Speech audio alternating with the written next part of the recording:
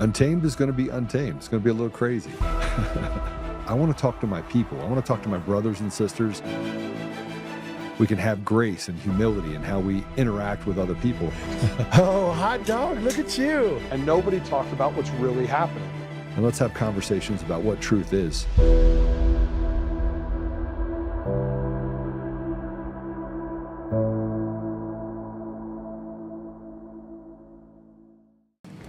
I feel like only in America can you need medical assistance that you can't afford to get. And in order to get government help, you have to make under a certain amount. So if you're someone who's like makes $60,000 a year, you don't qualify for any help, but you can't actually afford to get your child the services that they need. But if I quit my job and I go work for McDonald's, I can live off the government and then she can have the help that she needs. Make it make sense. Make it make sense.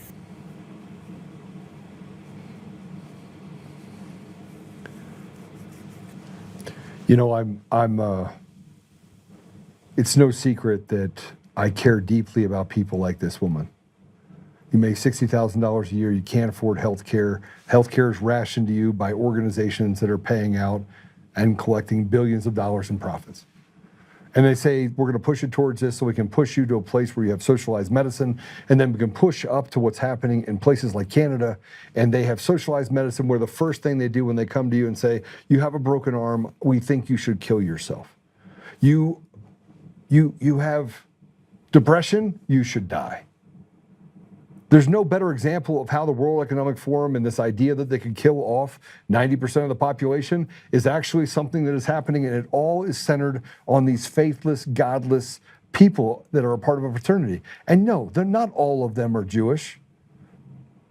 And I'm not even talking about Jewish or Jews. I'm talking about Jewish. I'm talking about people that are literally devil worshipers. Now, does that mean they're devil worshipers and they're Jewish? No.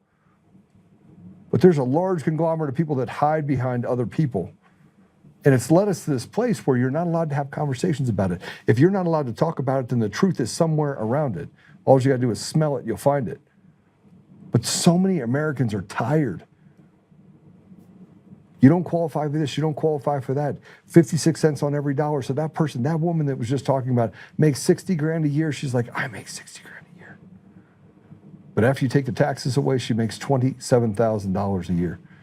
Take away health care, take away child care, take away all the other things she has. She's living well underneath the poverty index. Why? Because they don't account for all the things that they take from you, the 23 cents on every dollar that you pay in the state of Colorado specifically for property taxes, which you shouldn't have property taxes on your house. We should have a consumption-based tax across the entire country that says, listen, if you spend more, you should have to pay more in taxes. And you know, I think the tax system at 56 cents on the dollar is absurd anyway, as we're finding that a vast majority of the amount of money that goes out is fraud and grift that goes back to candidates so they can push this radical ideology right back on us. The pressure on the American people is overwhelming. The judiciary is rotted to the core. And now we're hearing about the do-nothing people in the FBI and everywhere else we go.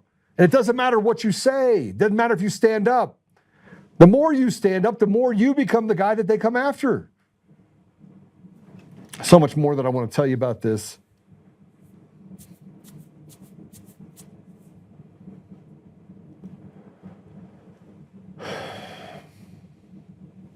Congress has done nothing for the American people. Judges have done nothing for the American people.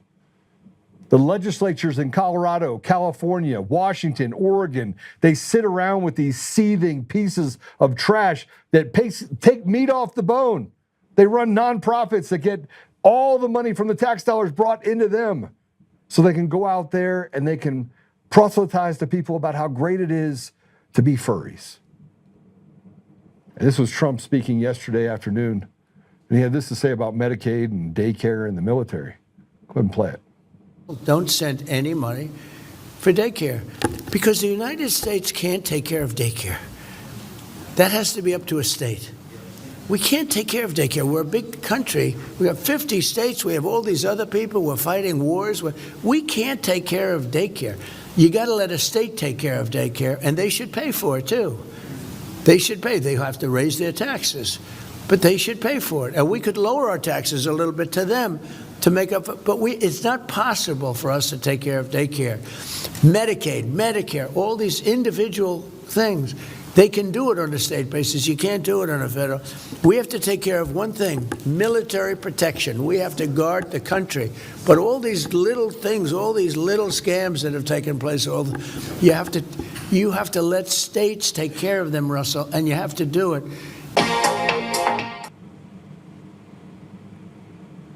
Daycare, let the states take care of it? I'm sorry. This is the problem that I have with people that are in positions of power. They don't understand the plight of the person that makes $25 an hour, 60 grand a year, 80 grand a year. Let the states take care of it. When you don't have a system where you can actually elect people inside of the system, when you have a system that's so rife with corruption that the people you end up with are just a bunch of people that do the biddings of special interests and lobbyist groups, you end up with the idea that, yeah, the states can take care of it. Raise your taxes. Raise your taxes. Raise your taxes to what? For what? Raise your taxes for what? Spoken as if there is any part of this that makes sense when you're talking about 56 cents on the dollar and the amount of money that goes to others that is stolen from the American people. We're slaves. This is a slave state. But we got to fight our wars. We got to have military protection. Military protection does not mean destroying the sovereignty of other nations. I put up this post. Go put it up. We're going to get to our guest too here. And I'm sure he has lots to say about this. These pieces of effluvium do not care about the average American family, cannot afford to eat, can't afford to drive, can't afford to pay the massive tax bills they are fed while fraud and grift by the supposed leaders stacks up. We have an illegitimate government with illegitimate judges. The FBI frames a disabled man for the pipe bombs when knowing the CIA radical leftists did it all along. And now Dan, I'm the best American in the world, Bongino says people fail polygraphs every day while calling Massey a fraud. These people are evil, soulless fools. You don't have to like me or agree with me at all. I don't care. But you're a coward. You're a coward if you can't stand up to an FBI that would frame a disabled man and then try to justify what Dan Bongino says. The guy that says, I'm going to be around, I'm going to outlast you. You're shit, Dan. You're shit. Oh, I can't say that because they'll block me on the good old Rumble a little bit more. It doesn't get any better, does it? I put up this as well as I ripped into the fraudulent elections. The leadership in our country is one big crime family with ripped up fraudulent elections. The judges are enforcers, and we now are entering the phase where we take it all back as we are tired of being slaves.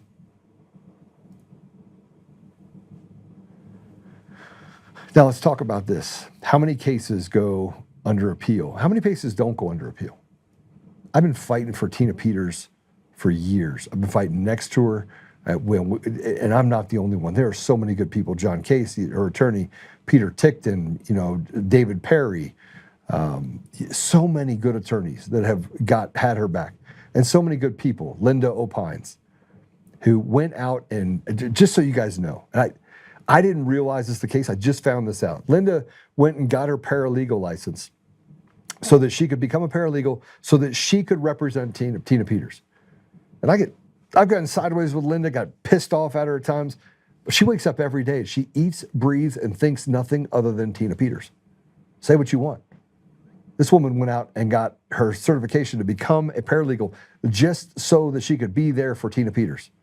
Hats off to Linda Opines. Hats off. I don't want to care what anybody says about her. And I got mad at her a few times. And it still comes down to this. She went and did what most people wouldn't do. So I want you to see this. They have reversed, the Court of Appeals of Colorado has reversed the Tina Peters sentence. But the division reverses her sentence because it was based in part in improper consideration of her exercise of her right to free speech. The division remands the case to the trial court for resentencing. Now, I want to remind you that there was 2 other cases of radical leftists that were accused of the same crime, and they both got probation, no jail, and some community service. So what does resentencing look like for Atina Peters with the same charges? Are they going to put her back in jail and say 2 years and show you just how radically broken our system is and how shit and corrupt these judges are and how shit and corrupt Dan Rubenstein is and all the other people that are tied to this synagogue of Satan? And I'll say it again, synagogue of Satan, evil people that do evil things to the American people who stand up and dare give the American people some truth. Here's some truth. We got into it. Here's where it is. We'll go ahead and post this up so you can see the actual summary on this. And then we win and we get a loss at the same time with this. And we talk about this, but we have Rubenstein's email. We should put this up. This is Rubenstein's response, by the way, to the Court of Appeals ruling against them. Make it bigger, please, if you can. Members of the media, please see District Attorney Dan Rubenstein's statement below on today's Court of Appeals ruling. The decision underscores the strength and integrity of the judicial process. Bullshit. In a detailed 74-page opinion, the Court of Appeals carefully reviewed 9 separate claims of error spanning the grand jury process through trial, along with a single claim related to sentencing, and found no error in the proceedings leading to the convictions. The court concluded that the trial was fair, the defendant's rights were fully protected, and the evidence was sufficient to support the jury's verdict, which were affirmed in full. The ruling on sentencing is more limited. The appeals court did not find that the sentence was excessive or inappropriate, but instead identified a narrow issue requiring reconsideration. Unless Ms. Peters accepts that ruling and concedes the absence of any error in her conviction, the case will likely proceed to the Colorado Supreme Court, and the trial court will remain without jurisdiction during the process. Both parties have already had a full and fair opportunity to present their petitions or sentencing, and once jurisdiction returns, I anticipate the trial court will issue a new sentencing order, potentially affirming the prior sentence length, with findings consistent with the appellate court's guidance. Dan Rubenstein, you're a stupid little piece of shit, a little midget that deserves nothing, a traitor to the people. That's what you are. You're a zero. And I pray that you rot in hell. That's what I pray. That's what I pray. Now, on top of this, we got something else that came through today. Pam Bondi was removed. President Trump had this to say. Pam Bondi is a great American patriot and loyal friend who faithfully served as my attorney general over the past year. Pam did a tremendous job overseeing a massive crackdown on crime across the country, with murders plummeting to the lowest since the 1900s. We love Pam, and she will transition a much-needed, important new job on the private sector to be announced at a date in the near future. And our Deputy Attorney General, and a very talented and respected legal mind, Todd Blanche, will step in to serve as Acting Attorney General. Thank you for your attention to this matter, President Donald J. Trump.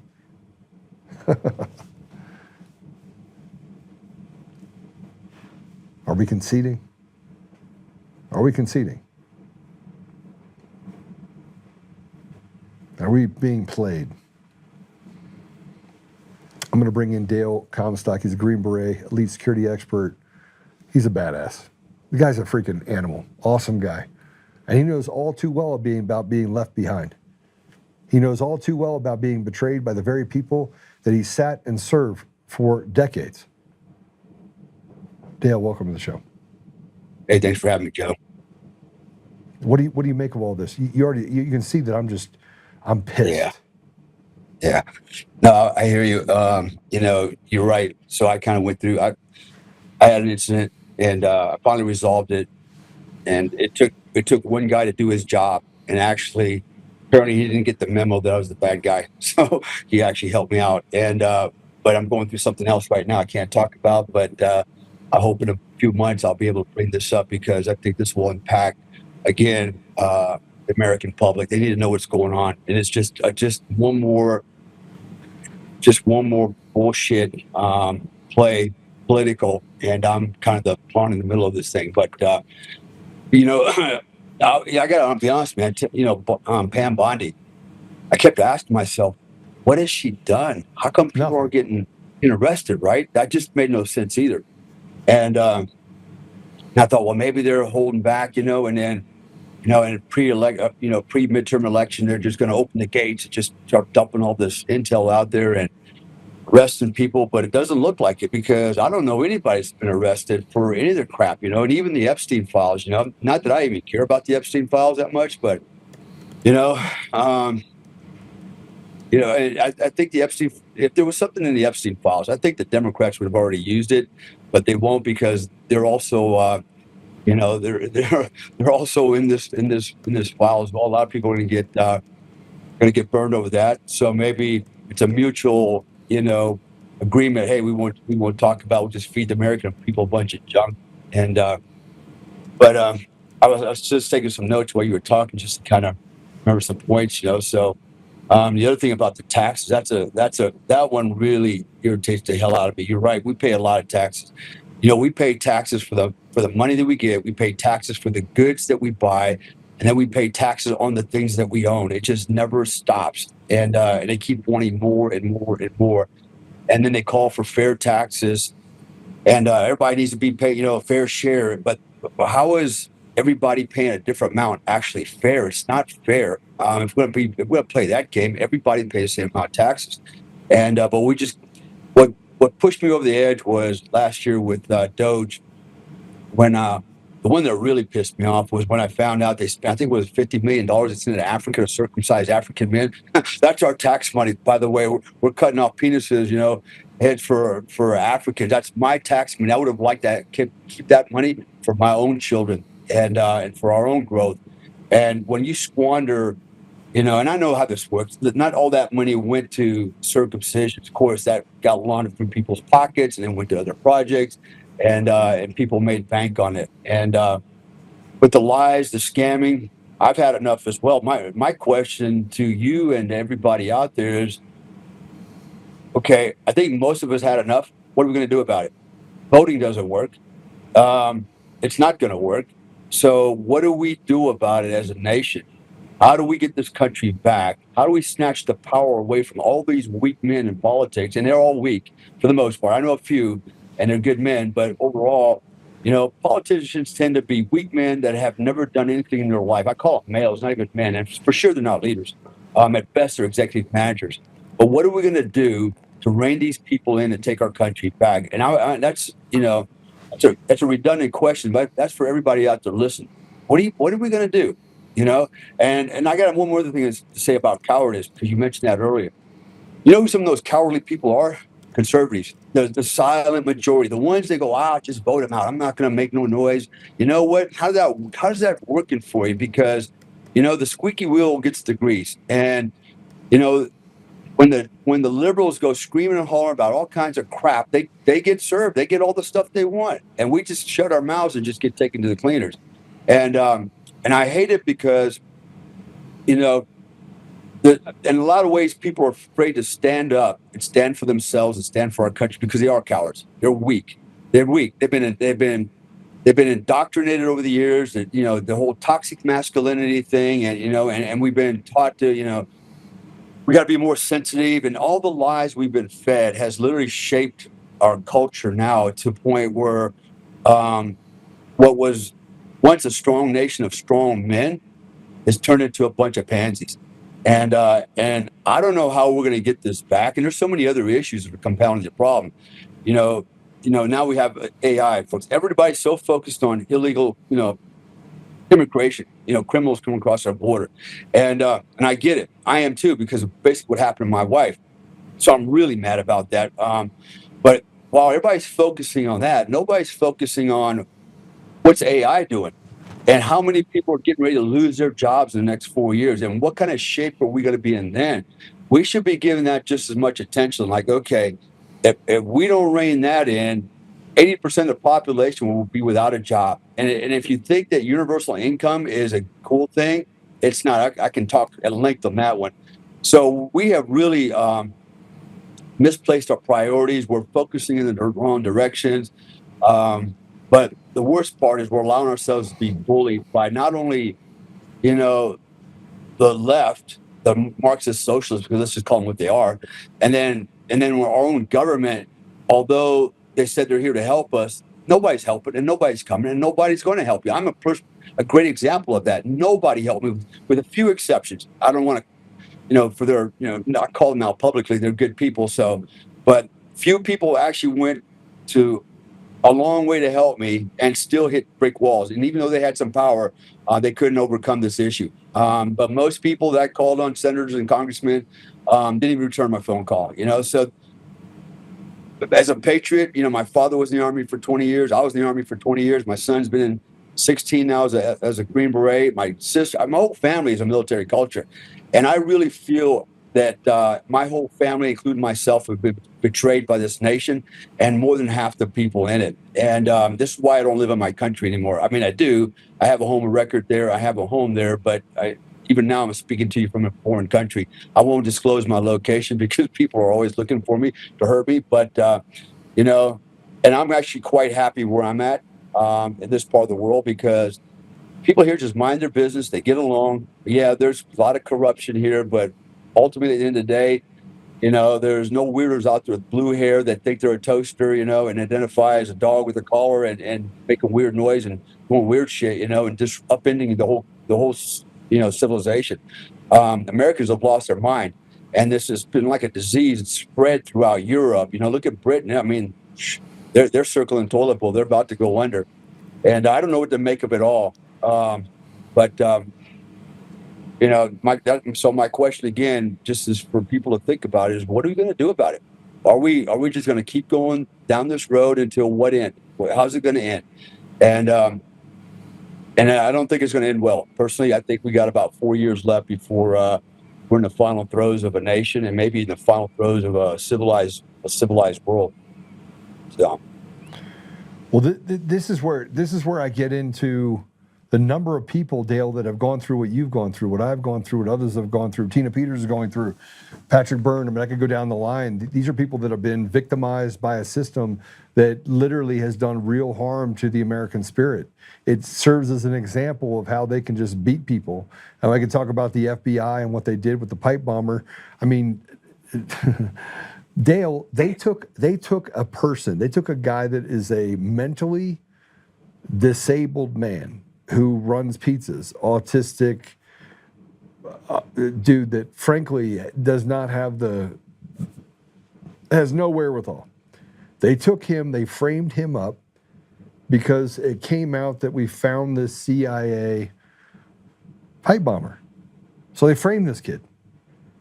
And only by accident did the defense counsel for this kid find that the Kirchhoff, the CIA, the Denver police officer turned CIA employee, failed a polygraph on the two questions he was asked: were you the pipe bomber, and did you actually have any involvement in placing the pipe bombs?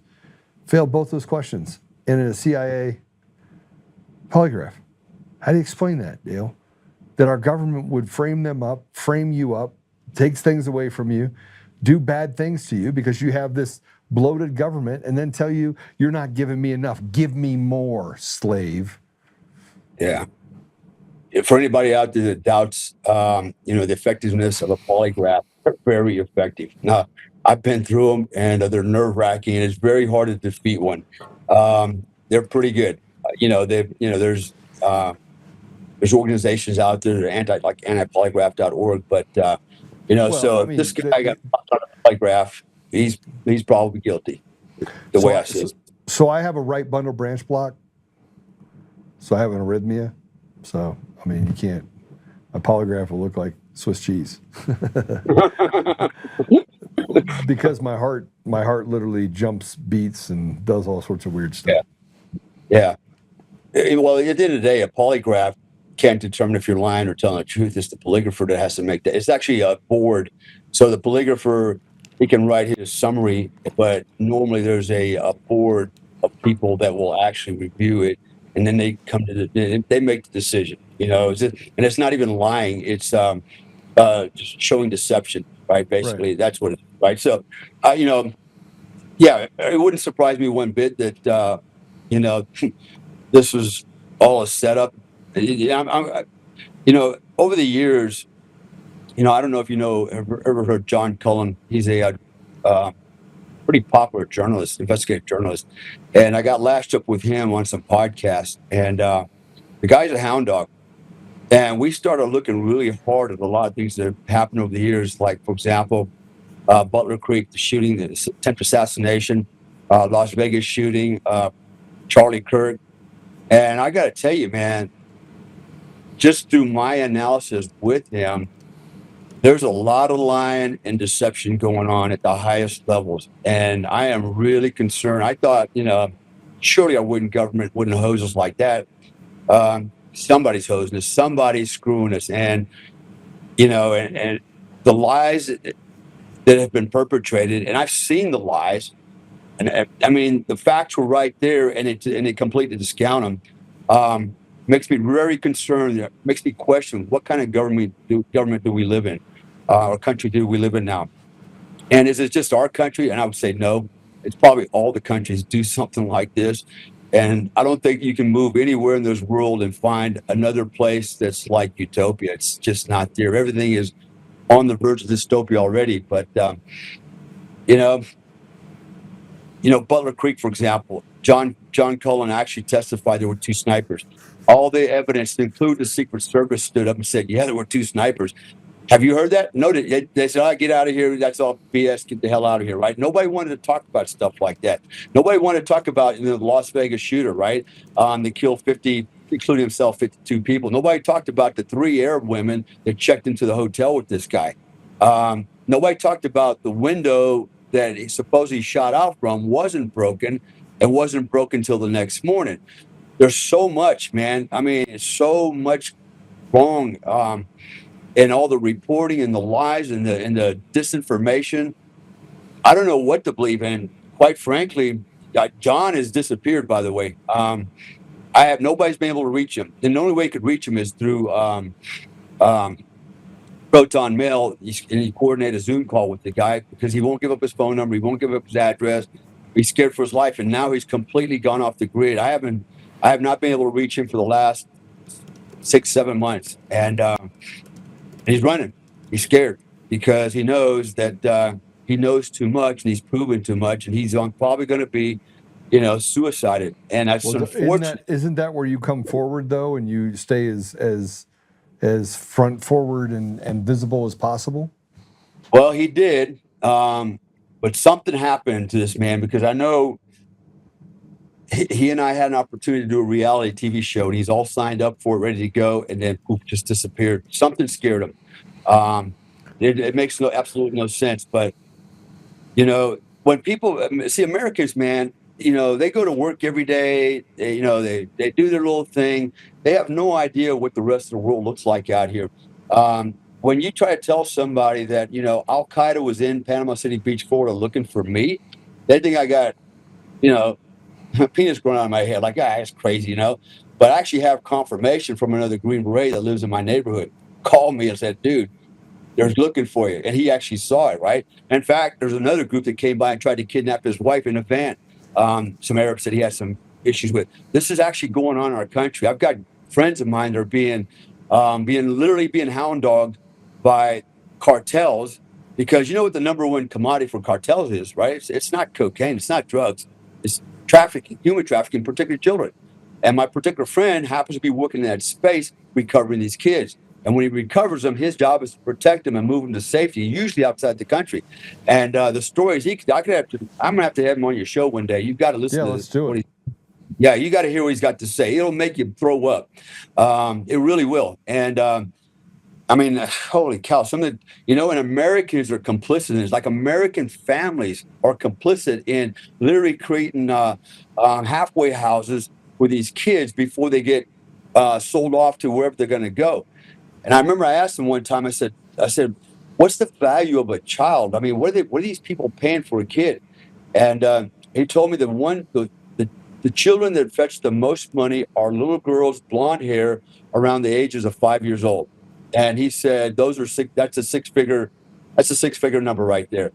I mean, it's sick, right? It's a sick country we live in. And at the same time, we got people saying pedophilia is just, it's normal, it's okay. They're promoting this stuff and they're protecting these weirdos that, are changing children's sex and talking them into all this craziness.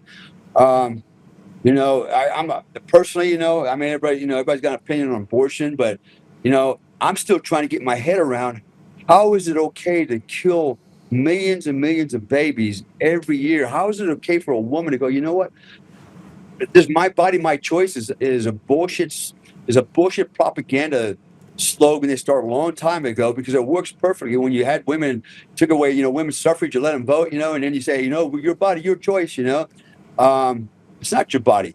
It's just two people's bodies, two separate DNAs. But anyway, I could talk on hours for that one. But I just look at the whole world and the whole country right now.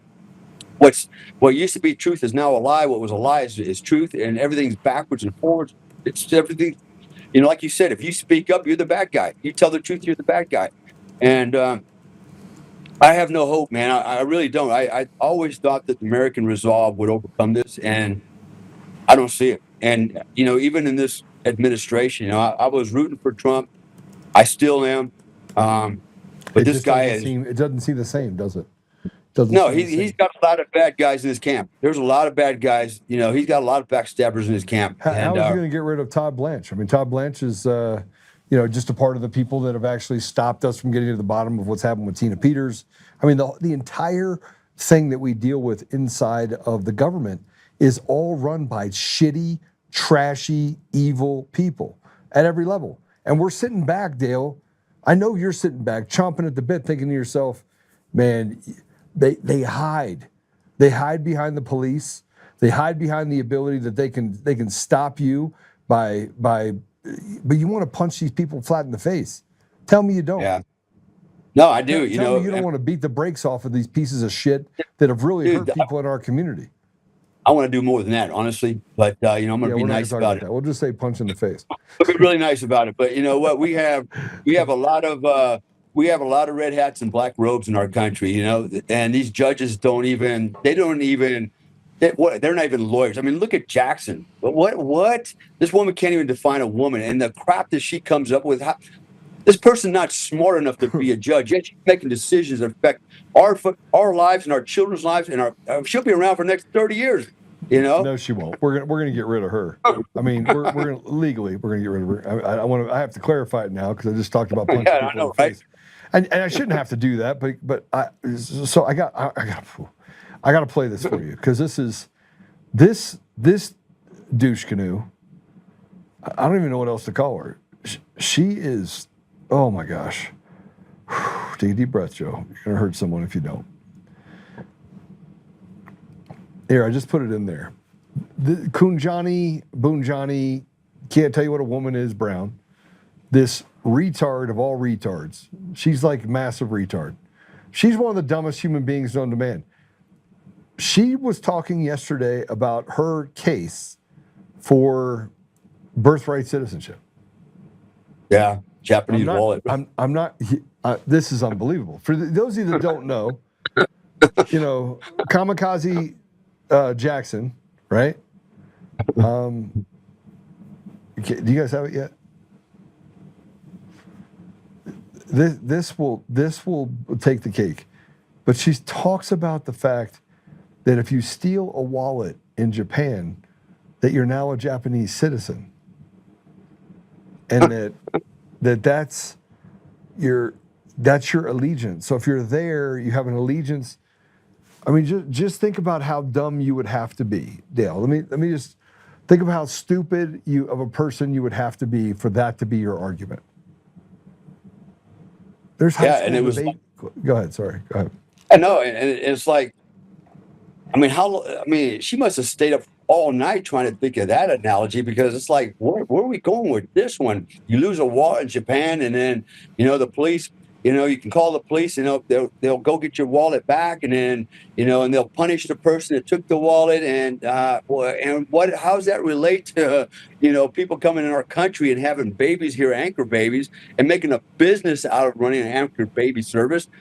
How do you equivocate that? But she tried, and she just made herself look even stupider, right? So again, this is really scary because this is our judicial system.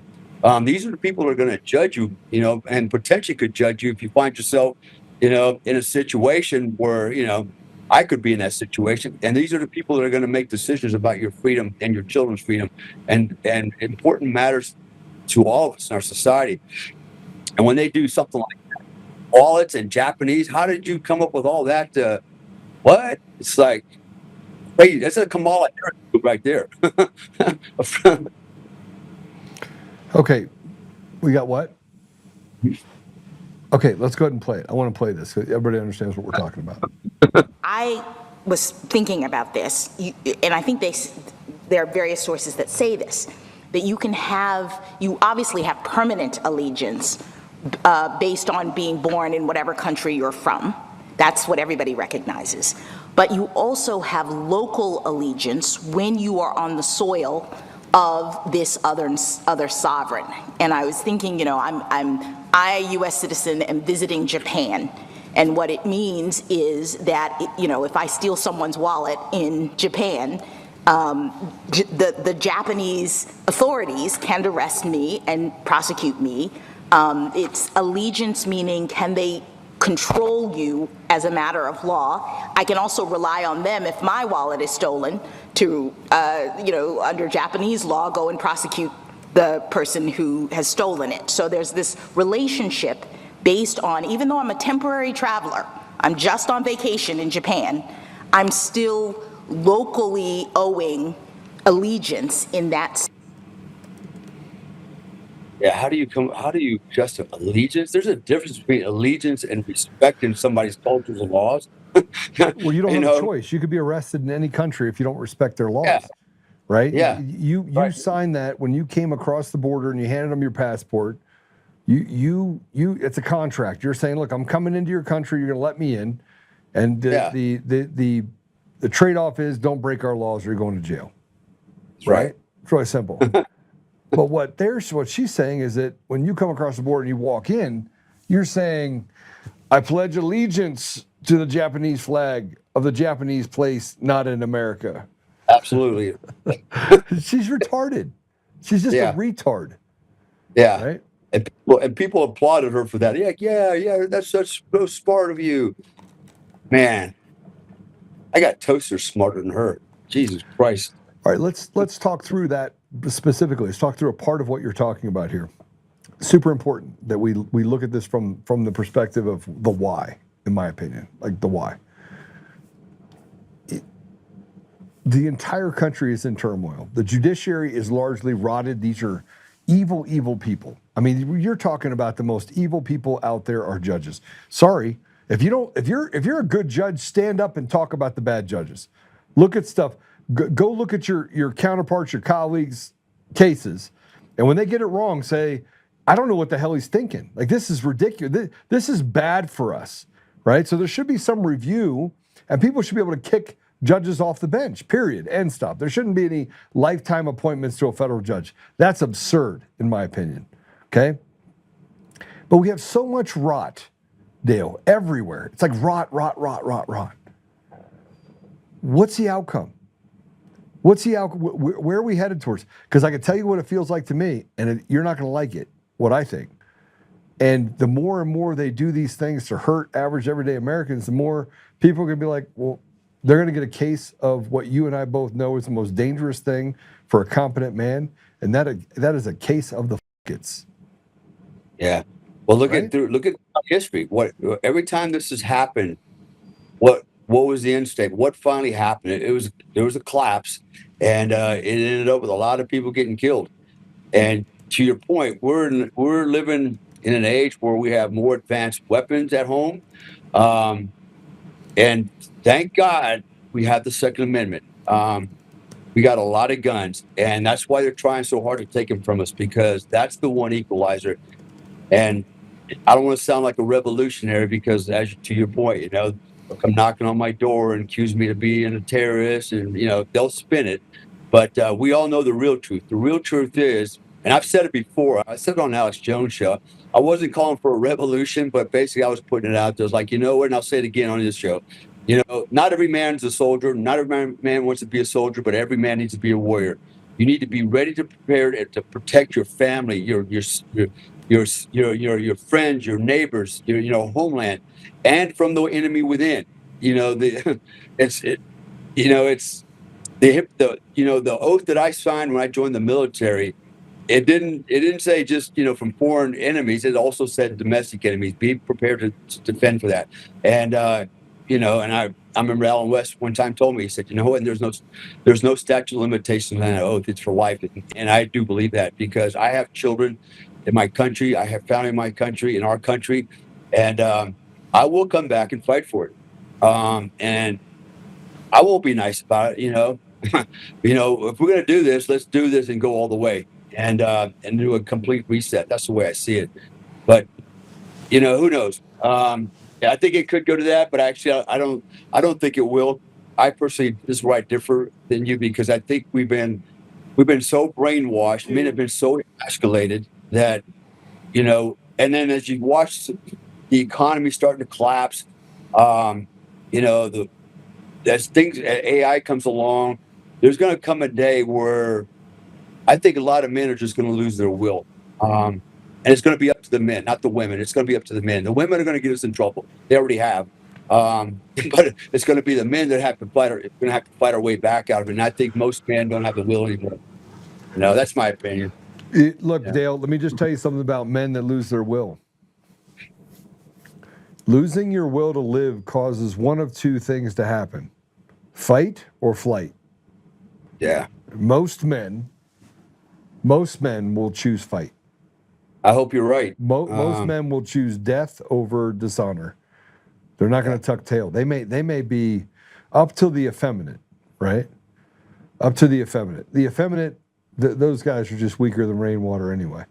But up to that point of the effeminate, most men will choose death. I hope you're right. Fight because they'll choose death. I hope you're right. But I think as time goes along, you can see how this has happened with first, second, third wave feminism. And they've slowly been chipping away at masculinity. And I think if we go on with time, we're gonna have less and less men. We're gonna have males, but we're not gonna have men willing to fight. And that's what I believe. I don't know. Maybe I'm being a little pessimistic, but my optimism's kind of gone. I've watched what happens in our society. We're watching other men beating up other men's wives in front of them. They're not even lifting a finger anymore. And then when they do, they're the ones that go to jail and get in trouble.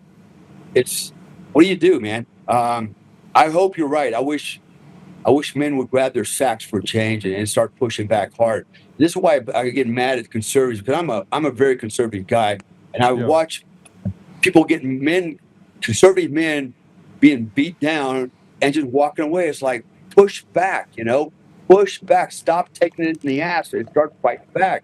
And they're just not doing it because they're being brainwashed, because that's not what you're supposed to do. It's not nice. Be more sensitive, Violence doesn't solve anything, which I beg to differ. Violence solves a lot of shit. And so, hey, listen, I don't know, man. I've never seen a bully that got punched in the mouth decide to be a bully much anymore. If they know the consequences of being punched in the mouth, they think about it twice. At least they think about their target a little bit more. Well, that's true, but we're talking about mobs, not individual bullies, right? So that's different. We got the mob mindset that we have to deal with. You ever watch the left? We have to create our own mob. Well, thank you. You said it. You said what I'm thinking. This is what I've been trying to tell people: is we need to stand up and start pushing back as a collective. Men need to grab their sacks and do the right thing, because the government's not doing it. Law enforcement's not doing it. They're placating you, taking your taxes, and say, yeah, we'll handle it. And it never gets handled. This is why we're in this place. It's time for good men in our country to take this country back. That's what needs to happen. The only way it's going to start is when we stop rolling over, especially to the lefties. Punch them back in the nose, punch them 3 times. You said it, and you're absolutely right. We need to create our own mobs. And this is why I got pissed off when I started off with, the right, the silent majority. They're a bunch of cowards, all right? Oh, we're going to be silent. We're just going to vote them out. That's how that shit worked the first time with Trump's election, right? You can't vote people out because you don't have control of the elections. They're all fraudulent. Exactly. Right? So you're trying to make a fraudulent election work for you. It just doesn't work. Exactly. It seems like doom and gloom, and it's not just the politics. It's not, all the social stuff. There's so much more that's going to compound the problem. I mentioned earlier in the beginning, AI. Imagine a world soon. There's all kinds of predictions out there, but let's just say 6 years from now, 80% of the population in America, probably the world, no longer has employment because they've been replaced by AI. Now, look what happened during COVID. When COVID happened, everybody lost their job. And they were like, oh my God, what am I going to do? Because they had one job, and that job is now gone. And they're sitting at home going, please, give me my $2,000 supplemental check, right? It's like that's going to go a long way. That was all bullshit. That was just to placate everybody again. But imagine a society where, okay, AI has replaced most people. We got to come up with some way to, keep placating everybody. Just give them a universal income. Now, do you think the elites are going to get that income? They're not giving up their money. They're not going to give up all Right. their. No, they're not going to bring up anything. No, they're going to go down. The minions are going to get, the 15-minute cities. You're going to get a monthly digital allowance. It's going to be like everybody else. Now, there's the question I had. I was on Danny Jones' podcast one time. He asked me about it, and he thought, it might not be a bad idea. And here's my response to that. How many times can you go to the beach in a week? How many videos can you play? How many times can you jerk off? And here's the problem. It's like in COVID, right? When men don't have the ability to provide, protect, and build anymore. All right, this is where you said earlier, it's almost a form of dying for a man, and you have a choice: just die, wither away, and die off, and be, or cause trouble. And I think it's going to go that way. And I can see a government where, hey, you can have all the alcohol you want, all the drugs you want. I don't see how that will be a good thing. It sounds really cool, like, oh, it's a utopia. I don't have to work. I get to sleep in late. Bullshit. It might be great for the women and kids, but for men like me, I'd lose my damn mind. I would lose my mind, and I would go out and stir up trouble. In fact, I would try to overthrow the government. I teach them a lesson. I'm not going to sit back and live a life like that. It's not my DNA. It's not in most men's DNA. We're built differently, so imagine that future, which is right around the corner. I mean, you hear Elon Musk talk about all the time. We need to come up with universal income. We need to put originally he said we need to put guardrails on this, but when the Chinese took off with AI, they're like, screw it, screw the guardrails, just go for broke because they're not going to play by the rules. So why should we? Even Trump said that. He said, ramp it up. Got to get ahead of them.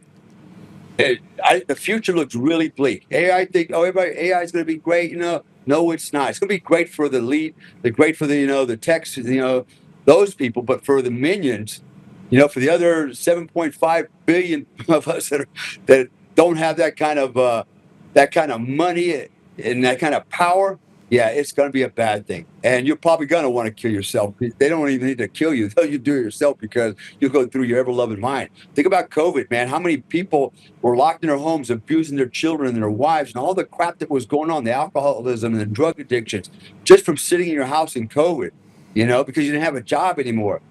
Now think bigger picture. You're never going to have a job again unless you're in the AI field. Yeah, the scary times are ahead, and I think most people are just not thinking long term, but they should. It's not just now; it's long term. And who's at the controls? It's the government. It's controlled as the government and the elites. These monkeys in the World Economic Forum. Those monkeys, man, those controllers. They need to be dealt with harshly. They need to be reminded that no matter how much money and power you have, you don't outnumber the minions. And there's always a way for them to rise up and take you away, take you out. And just need to look at history. You're right. When men have had enough, very good chance they're gonna fight back, and then there's gonna be terrible things are gonna happen. No, I don't disagree with you at all. And I think that Yeah. we're finally getting to that place where people are starting to realize that we have a system that is off the rails and has betrayed them. I mean, we're in a place of bondage right now, and only people like me. Look, I'm the type of guy where I just don't care. I don't care. I mean, people are like, oh, we're gonna come for you. Okay, come for me. Come for me. You have my address.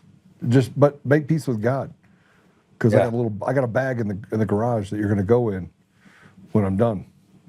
Yep. Right. So I mean, but the fact that I have to even say that that I have to put up with 6 years of people coming to my home doing harm, attacking my family, doing all the things that they've done. Dale, I think that I have been incredibly restrained, because any man that what happens if somebody attacks your wife and kids? They'll never survive it. And they won't survive. Maybe the family won't either. I tell you what, I'm a mean, vengeful son of a bitch, man. You hurt me, I'm going to hurt you 10x. That's just how it works. You know, that's just how I've always been that way. I tell my kids, you get in a fight, you can hit you one time, you hit him 3 times. You hit your kid, you hit him 3 more times. It's always 3 for 1. You always overpower this guy. You beat him into oblivion, and don't even try to pick him up and pat him off and shake his hands. And walk people away. say that we're barbaric while I know, still right? supporting Israel going in and blowing people up. Sorry, I don't support it. I don't support it. I don't want to play any proxy wars. I want it to be America first. And we're not America first, we're America last. Like, the people here there's a replacement theology that is happening in our country. And some people don't like the fact that I use the word theology, but it is a religion to replace people, to replace us with people who are and have them come in and change everything and run for office and take over the ethos of our country. You see these judges whose names are alphabet. And I'm not saying that you can't have those people here. I'm not saying you can't have them here, but you have to assimilate to the ethos of our nation, right? And what we stand for. You don't get to come in here and put your radical retardation like Boonjani Brown or whatever her name is, right? The mayor of New York. Yep. or that freak, right? You know, and it's a cancer, and it's just metastasizing very slowly. You know, they're patient but deliberate, and they're moving. You know, they're cloaking themselves, but they're all full of shit. Most people, unfortunately, you know, all you got to do is go on LinkedIn for a minute and look at all these people that have all these advanced degrees. And I'll quote Elon Musk here. He said, "You can buy an education, but you can't buy intelligence." No, and most of just like this, you know, John is what I can't even say her name, right? Freaking judge. But anyways, even a person like that.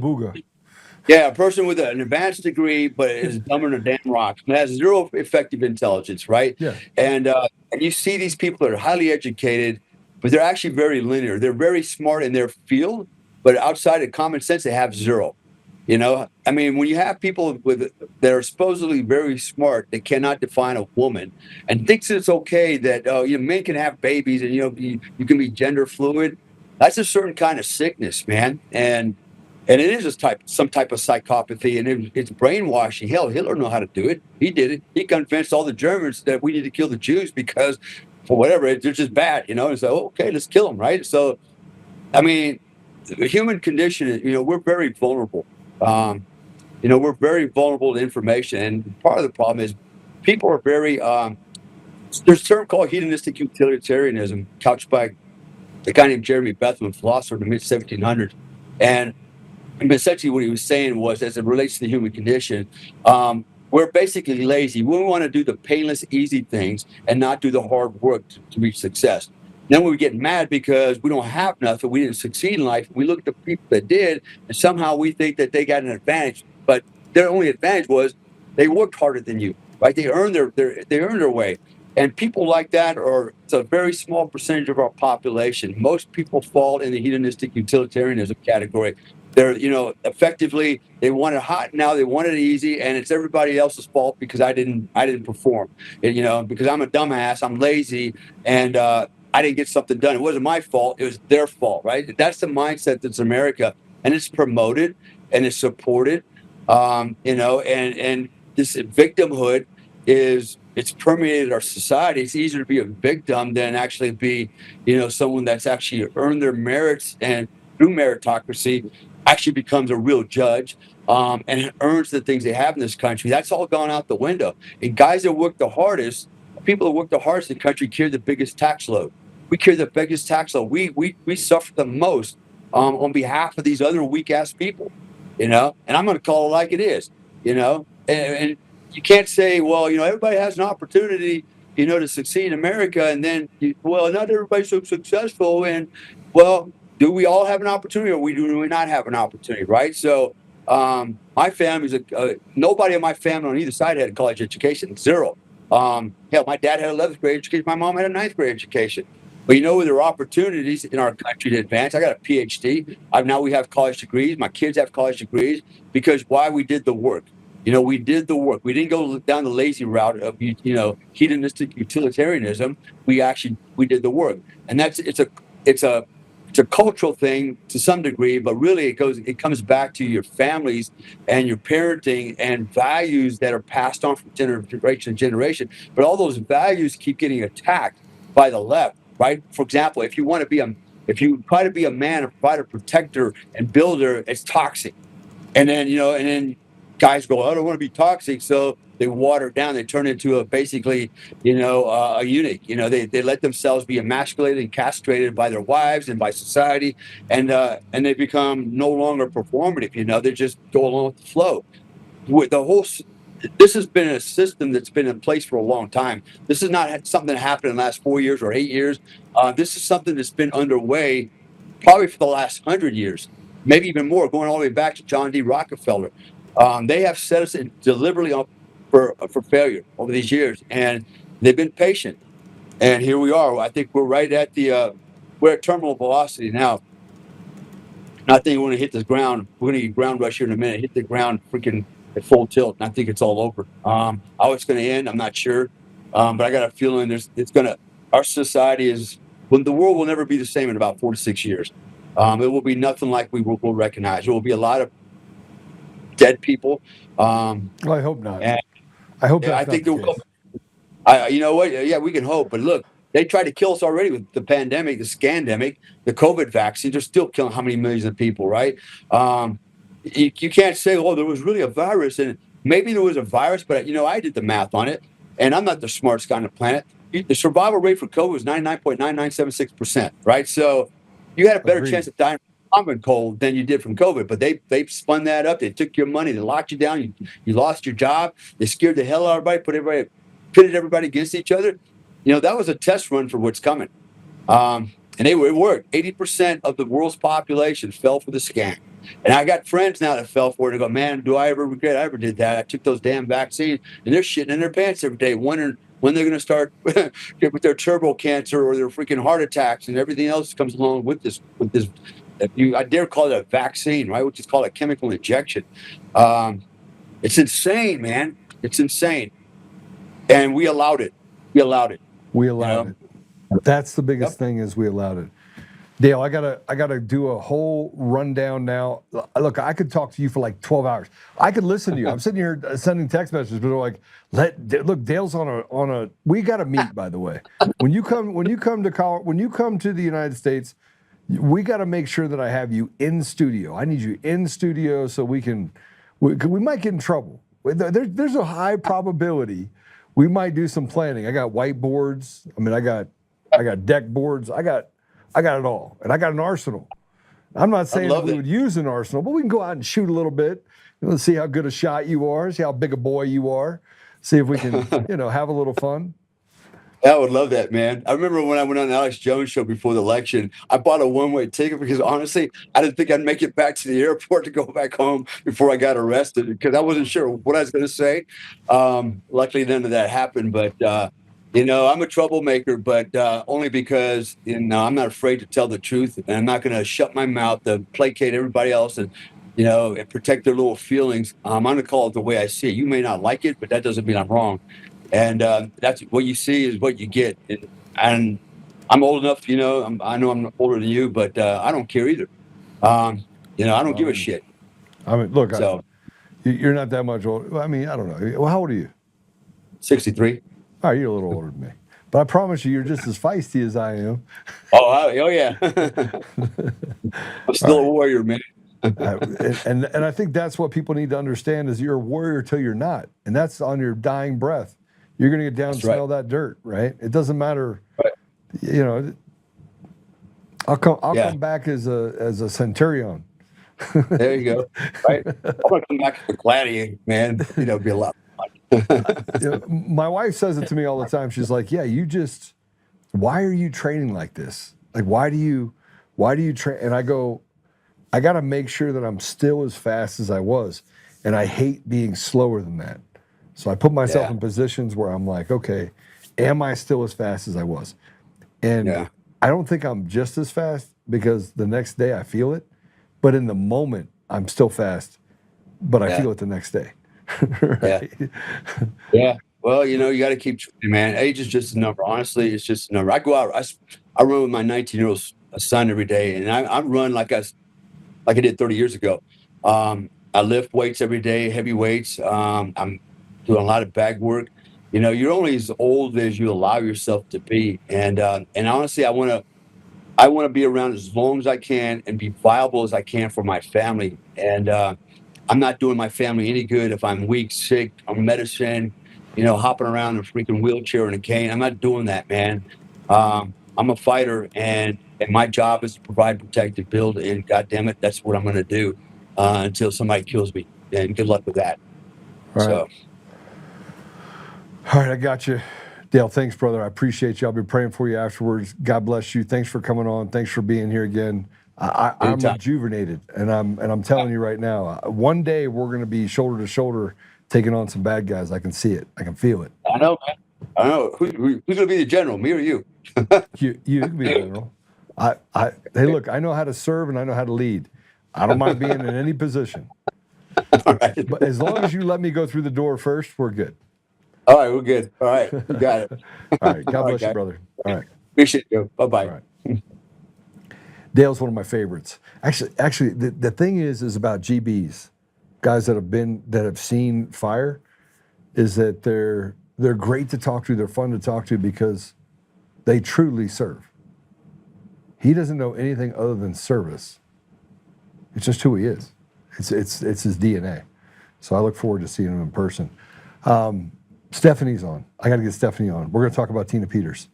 We had a lot to talk about. We're talking about the pipe bomber today. We're going to get Kyle Seraphin on. But we have Stephanie Lambert on here, who, by the way, is being attacked in ways. I was talking about that thing from yesterday. We got to have this conversation. Stephanie, welcome to the show.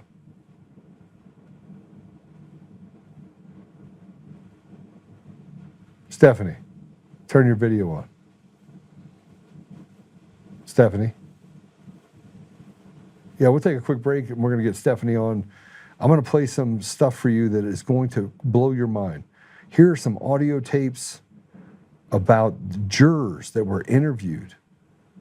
These are jurors that were interviewed in the Tina Peters case. You want to know how corrupt this case is? It's so corrupt all the way to the very top, from the governor of Colorado to the attorney general to that piece of shit Dan Rubenstein, who should rot in hell. I mean, he's a devil worshiper, so why not? All the way down. We'll be right back.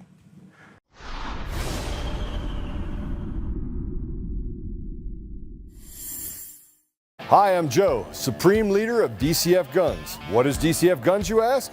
We're the best damn gun store and range in the universe. Do we have guns? We have all the guns. We got small guns. We got big guns. We even have beastly guns. We offer all types of training, and we have 5 ranges across our 3 locations. I'm a good shot. And of course, we have all types of ammo. We even have flamethrowers. Woo! We offer incredible membership opportunities, and members save even more on guns, ammo, and accessories. Come join the DCF family today, where we keep the range hot and the deals hotter.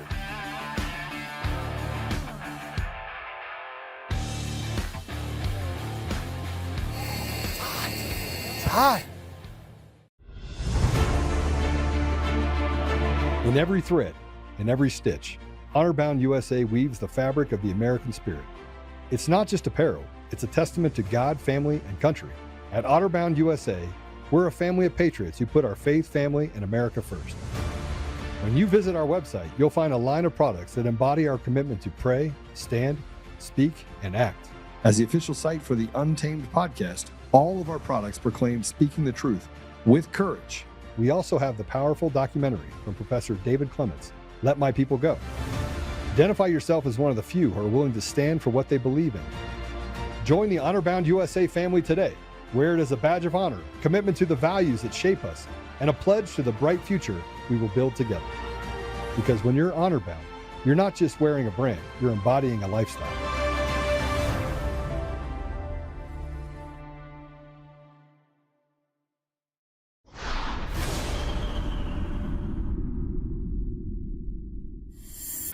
So, by the way, I was trying to look for a picture of Stephanie Lambert in a bikini. I'm still trying to find it. Hold on, I will find one. I got one. We gotta find it. Stephanie, welcome to the show. Hey, Joe. Thanks for having me on. I know you can't be on a video because you got your kids out there and you guys are running around. So I was trying to find a picture. Find me a picture of Stephanie in a bikini, and make sure it's not fake news. Just AI it. You're too funny. But I don't know that we should be laughing, Joe. This is a really, really terrible day for Tina here. No, it's a good day and a terrible day all at the same time because it's forcing the hand of President Trump to do something, right? Let's be honest. This is a good day because it's defining. Pam Bondi's out, Todd Blanche is in. Now he's got to make a decision on whether or not Todd Blanche is going to do the right thing. He's been the obstructionist up to this point. So now we have a target. There's nobody else other than Todd Blanche that it can be that is stopping them from going in and snatching Tina Peters up. Would you agree? There's a lot of information behind all of that where little birdies tell me things at times. But I think what part did I say is wrong? Well, I don't know that you're wrong. I think that they've allowed a process to play out, and that's what I want to talk about. The court's opinion and order today.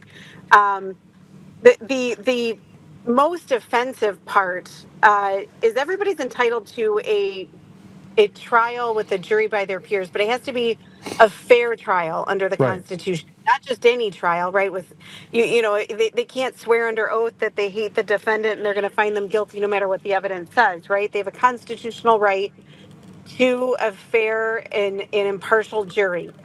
And here we had juror misconduct, and that needed to be investigated. There was a motion filed right after the trial where an investigator who's a former FBI agent went out and interviewed the jurors.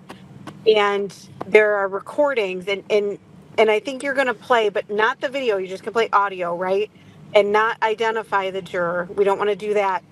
But I want you to play the audio of this juror who thought that she was being targeted during Tina's trial, never disclosed it to our knowledge, to anyone, not the bailiffs, not the judge, thought she was being targeted as a result of being a juror on Tina's trial, thought that it was Tina, that was involved in targeting her, had this bias and sat there the entire trial, deliberated, and found Tina guilty and never mentioned to the court that she had this bias, and she thought that Tina had targeted her by apparently her business phone wires were cut. So she had some type of harm done to her business that's close to the courthouse. Tina had nothing to do with this. And the woman says this on the recording, right? She says, we later found out it had nothing to do with that, but she thought it did, and she never disclosed it. And she likely, what do you think the odds are that she sat there during the trial thinking that she had been targeted and said nothing to the other jurors during lunch? Quite. Well, we have an audio. We're not going to play the video. Can you put something up that shows that we're talking to Stephanie Lambert, please? Because it just shows me having this conversation in my ear with her, with the people. So,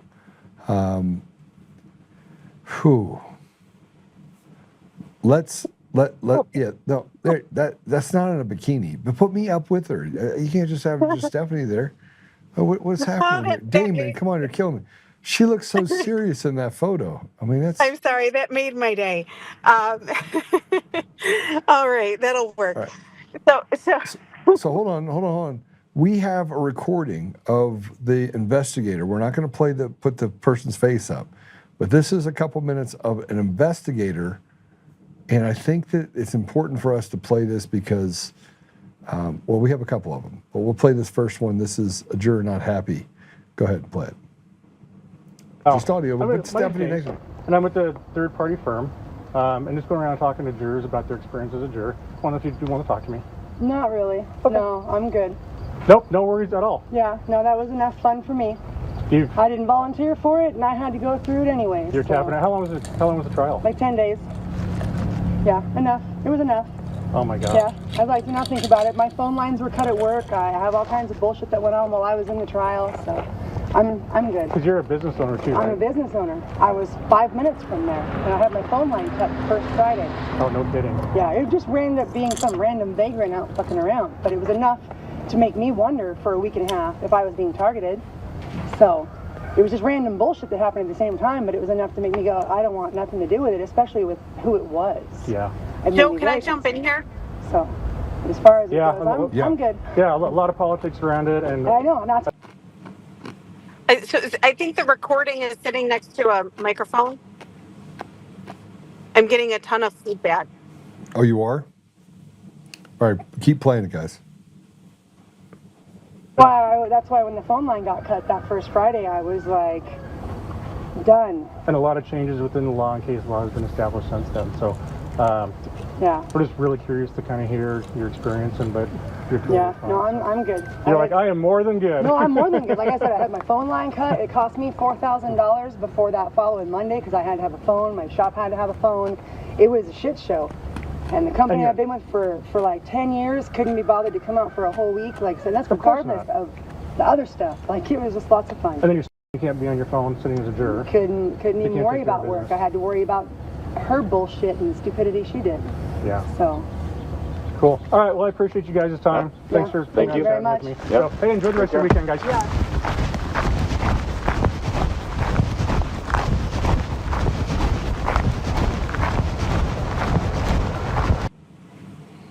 Stephanie, you there? I am. I think we need to go back and go over that. I had a lot of feedback, and then it was clear. But what so the investigator approached her, and he asked her if she wanted to participate in an interview, and she said no. But then she proceeded to complain, right? And she went on complaining, and in her complaining, she made it really clear that she thought she was being targeted and gave details about the phone wires and that she thought it was Tina. But it wasn't Tina. Of course not. And no one associated with Tina, and the police told her that. But the key is she never told that to the court timely. And when we filed a motion, what Judge Beret could have done is called that juror in at a minimum. That juror, probably the whole panel would have been more appropriate, and swore them under oath and investigated the bias that took place during the trial, while the trial was going on. The whole time when you're sitting there listening to the witnesses testify, this juror thought that Tina was interfering with her business. That's bias. And she didn't disclose it. So there's United States Supreme Court precedent that addresses this very issue, that you can't have a biased juror. And the Court of Appeals in Colorado just didn't even really consider it. They just said, "Oh, that juror bias, that doesn't seem to fit. We don't see an exception here to the rule." And they made a big mistake in doing that. The U.S. Supreme Court has already ruled on this. You can't have a biased juror. So if you could play that clip again, starting at the point where she starts describing the phone wires and what she was thinking during the trial. I'd like to hear that again. I haven't heard this in a while. All right, let's play. Can we play it, guys? Just play the whole thing. It's only 2 minutes. Oh, my name's James, and I'm with the third-party firm, and just going around talking to jurors about their experience as a juror. I don't know if you do want to talk to me. Not really. Okay. No, I'm good. Nope, no worries at all. Yeah, no, that was enough fun for me. You, I didn't volunteer for it, and I had to go through it anyway. you're tapping it. How long was the trial? Like 10 days. Yeah, enough. It was enough. Oh my gosh. Yeah, I'd like to not think about it. My phone lines were cut at work. I have all kinds of bullshit that went on while I was in the trial, so I'm good. Because you're a business owner too, I'm right? a business owner. I was 5 minutes from there, and I had my phone line cut first Friday. Oh, no kidding. Yeah, it just ended up being some random vagrant out around, but it was enough to make me wonder for a week and a half if I was being targeted. So it was just random bullshit that happened at the same time, but it was enough to make me go, I don't want nothing to do with it, especially with who it was. Yeah. It made me very concerned. So as far as it Yeah, goes, I'm good. Yeah, a lot of politics around it, and I know, and that's why when the phone line got cut that first Friday, I was like, done. And a lot of changes within the law and case law has been established since then. So, yeah, we're just really curious to kind of hear your experience, but you're totally fine. No, I'm good. You're like, I am more than good. No, I'm more than good. Like I said, I had my phone line cut. It cost me $4,000 before that following Monday because I had to have a phone. My shop had to have a phone. It was a shit show. And the company I've been with for like 10 years couldn't be bothered to come out for a whole week. Like, so that's regardless of the other stuff. Like, it was just lots of fun. And then you're stuck and you can't be on your phone sitting as a juror. Couldn't even worry about work. I had to worry about her bullshit and the stupidity she did. Yeah. So. Cool. All right. Well, I appreciate you guys' time. Thanks for Thank you very much. with me. So, hey, enjoy the rest of your weekend, guys. Yeah.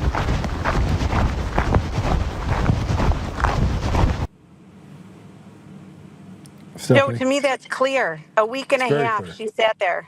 A week and a half she sat there. She didn't mention it to one person. They're given instructions when they're sworn as the panel that if anything comes up there to notify the court. She never notified the court. The judge would have brought the attorneys in and we would have voir dired her and questioned her, and the court would have had to find that she was still fit to serve with this impression that she had. There were alternates that could have deliberated in her place that she deprived by keeping this to herself and not informing the court. It's really clear. She thought that she was being targeted because of this case, and as she put it, given who she was, meaning Tina.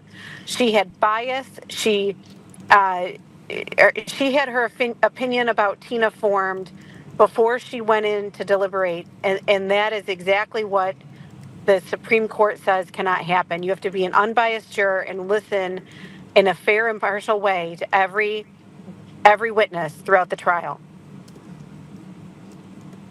All right. Well, we have one more from another juror as well. This juror was asked if there was a requirement to maintain voting records, would that have made a difference in Tina's outcome? This is another piece of that. Stephanie, go ahead and play this. Correct.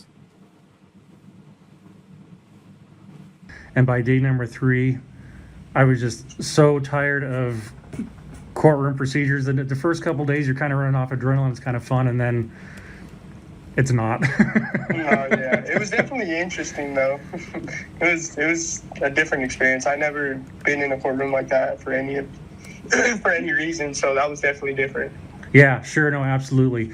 So with Tina, if there was a requirement to maintain election voter records, would that have made a difference for you in the imaging process of that if she had a legal obligation to protect those voter records?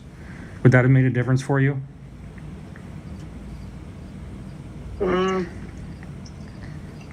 Yeah, for sure. Okay, so yeah, pre-imaging and then after imaging when they had their update, then obviously everything was wiped clean. Yeah. You think that would have made a difference for you? Yeah, definitely. At least for that particular charge.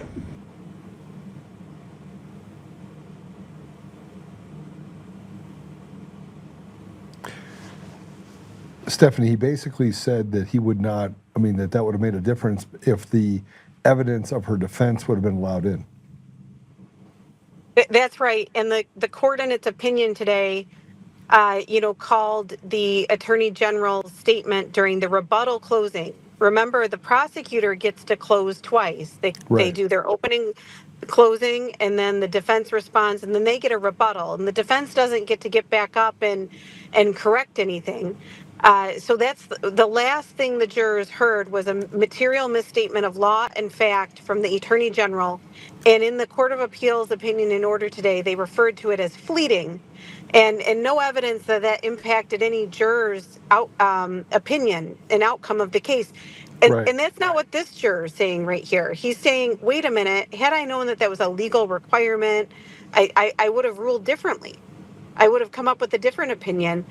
It absolutely impacted Tina's case. And that's why these jurors needed to be interviewed by the court after, as it related to the bias, because we would have discovered some of these things timely prior to sentencing. But remember, she was sentenced October 3rd, right before the election in November, a month before. And what the court said today is that Judge Beret inappropriately chilled her free speech and enhanced her sentence. And that's what he was intending to do. He was intending to do that. And not only to just Tina, to every clerk in the state of Colorado. And it probably trickled over. It was a national media case to the entire country. It scared every clerk just weeks before that election. So how are we going to get to the bottom of this? Well, this is still going to be a process. We have to meet with Tina and discuss this entire long opinion in order, but it's just really disappointing that this key evidence that the court didn't consider. I mean, as you can see, these recordings are compelling. These are not jurors that. But here's a let's just get to the point of the appeals court. The Colorado appeals court, all the way up to the Colorado Supreme Court, these are the same people that found that that President Trump should be removed from the ballot and was overturned by the U.S. Supreme Court 9-0. These are not functioning good people. These are they all play ball together. It's like and I know you hate it when I say this about it, but the Colorado judiciary is rotted to the core end to end. Well, the United States Supreme Court has ruled on this issue before, and actually on a Colorado case. There was a juror bias issue that was brought to the United States Supreme Court. I don't know, I think in the 80s, I don't have it in front of me. But it was the same issue, and the U.S. Supreme Court said, no, Colorado, you got this wrong. It has to be a fair and impartial jury. And the person got a new trial. So it went all the way up. So it's really frustrating. I hear you with your impressions related to the court being unfair. I think they took a long time. The decision is not well thought out. It certainly doesn't go through everything that was raised by Tina in a thorough manner. For example, these juror recordings and what the jurors had to say about the trial. And she should have had this reversed and remanded because she had jurors that were biased and had a new trial on each and every count. Okay, so the problem with this is that Dan Rubenstein is saying accept it, and we'll go to sentencing, or you get to get more pound of flesh against you and have you stay in jail until this is adjudicated. Well, I don't want to comment on next steps because Tina has to be involved in that, and there's different strategies we might not want to talk about right now until they're executed. But this isn't the last say, obviously, and there's issues that absolutely have to be dealt with. For example, there's precedent on the Secretary of State's authority. She's the executive branch in Colorado. And we saw a number of these cases throughout the country where there were executive orders that created criminal penalties, right? The court didn't sort through any of that in its opinion and order. Remember, the question to Tina as to who's going to be in your office was not a statute, and it was not a promulgated rule under the Administrative Procedures Act. It was just asked in light of COVID. That's not a rule, that's not a law. So the Secretary of State's authority to demand that answer from Tina is what this entire case hinges upon. And the state's own witness said it's not a rule, it's not a law. So the court didn't sort through that either. There's a number of issues that absolutely have to be addressed, but I can't give you at this point the exact plan. But it's just a really, really disappointing ruling today. So the ruling is disappointing, but it gives us some hope.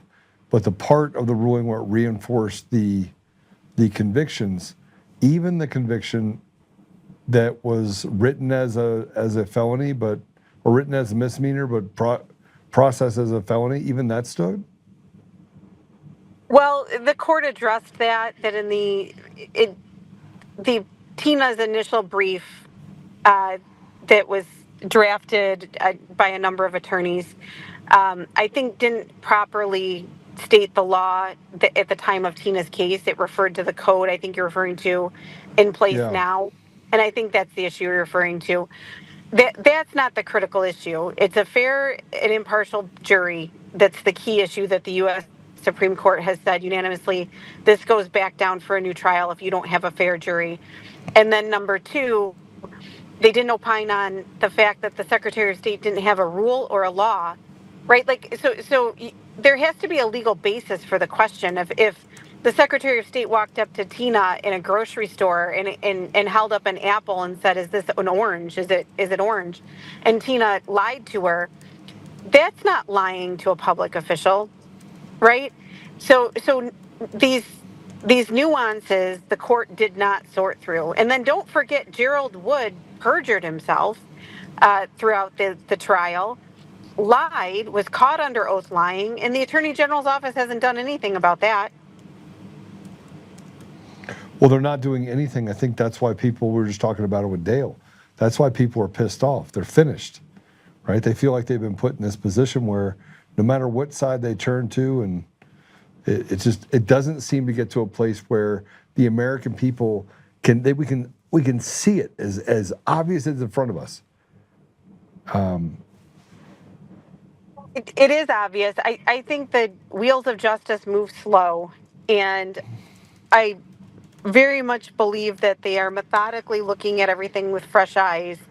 And I think there will be a process that is pursued with the government. If you're asking me if I think that all of this will just be ignored, I don't. Yep. All right. Well, Stephanie, we got more to talk about because I haven't reviewed the entire filing for Tina Peters yet. It feels like that both sides are. I mean, it at least give us some closure on what's happening with the appeals court. Now it can go to the Colorado Supreme Court, correct? It could. There's actually a mechanism to go to the United States Supreme Court, and this is a important issue related to the pardon that was issued to Tina. That the Supreme Court would probably want to weigh in on and consider if they think it's valid for charges that arising from the state of Colorado. But Stephanie, can the marshals now come in, take Tina out of the jail, and be like, we're done? Well, I don't want to talk about what the government could or could not do. She's a federal witness. That right. I'll say. Absolutely, all day long. She has evidence pertaining to things that the government has under investigation that the government's already said that it's investigating.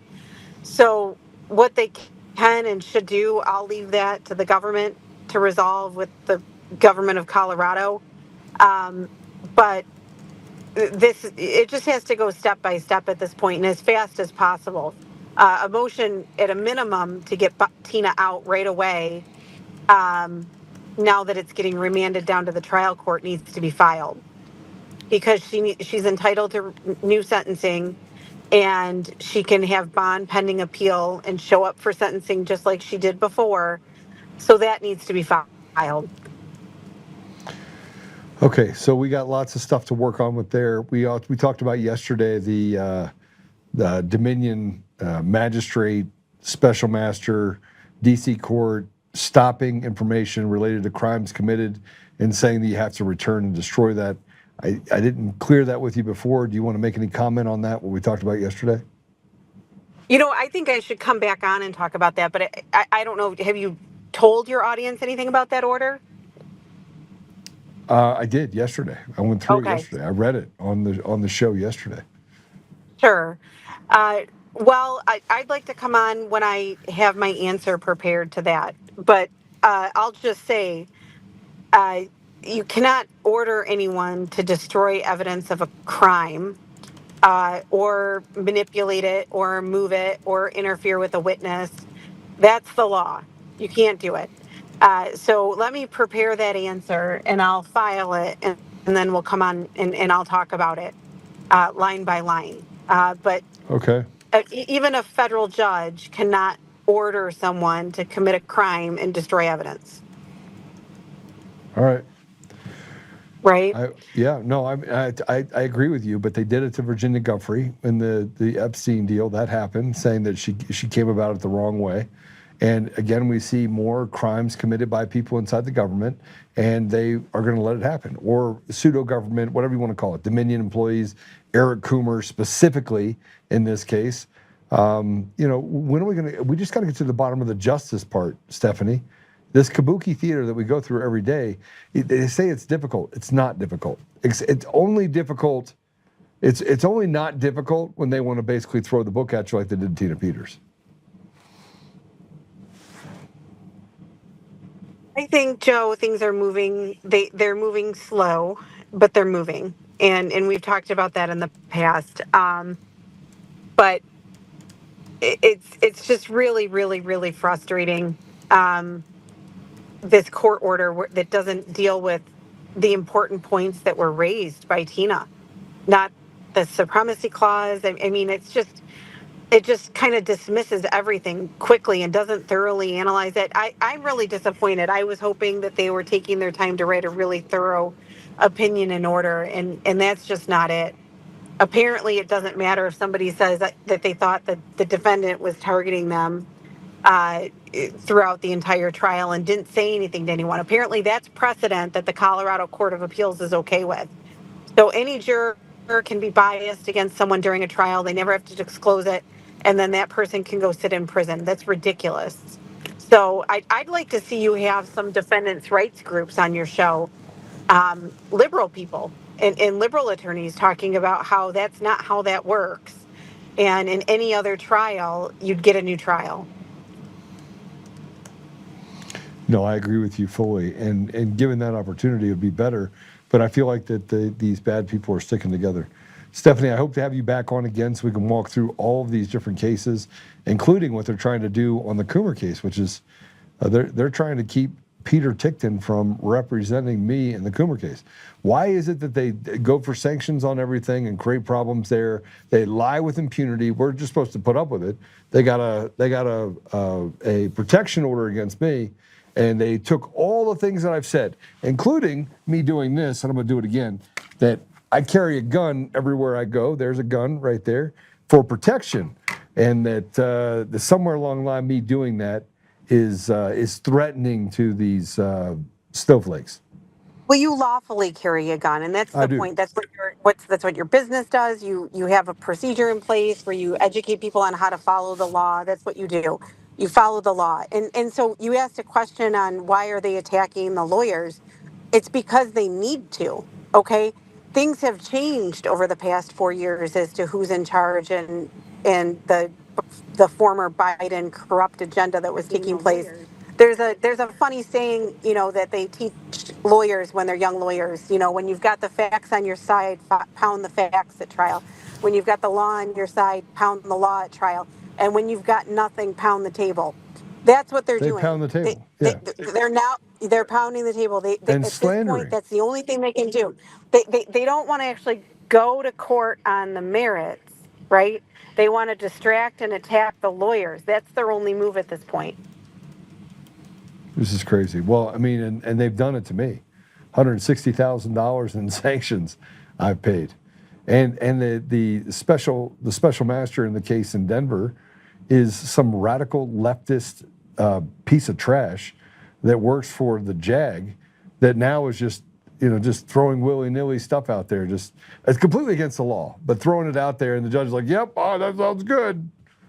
Some gay judge that walks around putting like rainbow Care Bear stickers all over his door. It's crazy. Stephanie is crazy. The whole thing's crazy. You have not told me the Care Bear sticker story, but I'll have to do that another time. But I hope we return to what we've always known, where we can respect the institutions.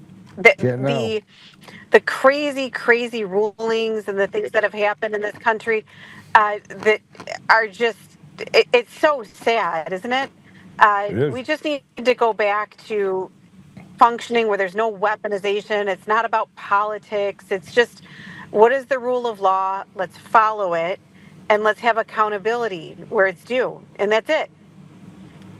Right. I agree with you fully. Fully. All right. Well, Stephanie, thanks. Always good to hear from you. Always good to talk to you 3 times in a day. It's a lot. Thanks for all the work you do for me. Anytime, Joe. Anytime. All right. All right. Well, thank you for having me on, and I'm sure we'll talk again soon. All right. God bless you. All right, so I don't know if Kyle's on yet or not. Let me see what he says. I'm sitting here solo with 2 sick kids, one who's asleep on me, one who's asleep upstairs, 2 that are hanging out, waiting on mom. And when she gets home, I'll jump on. Yeah, so he's going to get on as soon as he can. So Kyle will get on as soon as he can. He is dealing with children. He's a dad first. He's coming on here second. But let's go through some stuff. He's pretty well up to verse on the things we're going to talk about. He will get on. We had a misunderstanding on what time zone we're in. Everything should be sent out in Eastern time zones. I agree with him on that. We did that before, and it caused problems. But with Kyle, we're always going to send it to him in the Eastern time zone, just for that reason. So, man, we got some stuff to talk about now. We have some stuff to talk about. We talk about Tina. I think Tina's going to get out. But what the games that they're playing now and what Polis is going to do, I'm just going to say this. Jared Polis, you're an illegitimate governor. I don't care if you like me or dislike me. You literally watched as 2 Democrats were given mild, if not no Senate, and they committed fraud, knowingly committed fraud, knowingly committed the crimes that they say that Tina did. Tina was just trying to look out for the people of Mesa County and the people of Colorado and the people across this country. You literally are letting a 70-year-old Gold Star mom sit in prison while you watch your friends get let out on probation for committing crimes they knowingly did. Knowingly did. And you watched them put her in there for 9 years, and you let this happen. You're a disgusting, despicable person. You're not just a terrible person. You're past terrible. You are an evil trash heap. And the fact that you could do this, every person in Colorado, this is your legacy.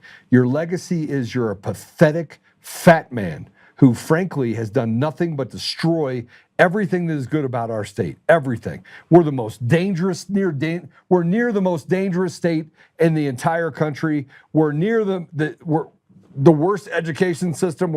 I think we're like 41st in education. Less than 25% of our kids in the state of Colorado graduate proficient in anything. Our homeless problem is out of control. Our budgets are not balanced at all. I haven't even started talking about the education system and what you've done with DEI and punishing children who are straight and white. You're a pathetic person. You're a pathetic piece of shit that will go down in history as one of the most terrible human beings this side of the planet. And you let a 70-year-old Gold Star mom who lost her son, who stood up and has not had as so much as a parking ticket, and you sit there and say, I'm going to wait till I hear what the appeals court said. And President Trump, I don't give a shit what you have to do to get Tina Peters out of jail, right? I don't care. Do the right thing and rip Tina Peters out of jail. We can go over to other countries and kill the leaders and yank ones out, but we can't take care of a mother who literally stood up for you. And I'm not just talking about myself or the other people that have stood up for you, have been sued and slandered and attacked and literally threatened, to have our lives threatened, our children's lives threatened. You're not the only one, Mr. President. There's a lot of people. And Tina Peters is sitting in jail. And it's not enough to say that she's a hero. It's not enough to say that she's a patriot. That's not enough.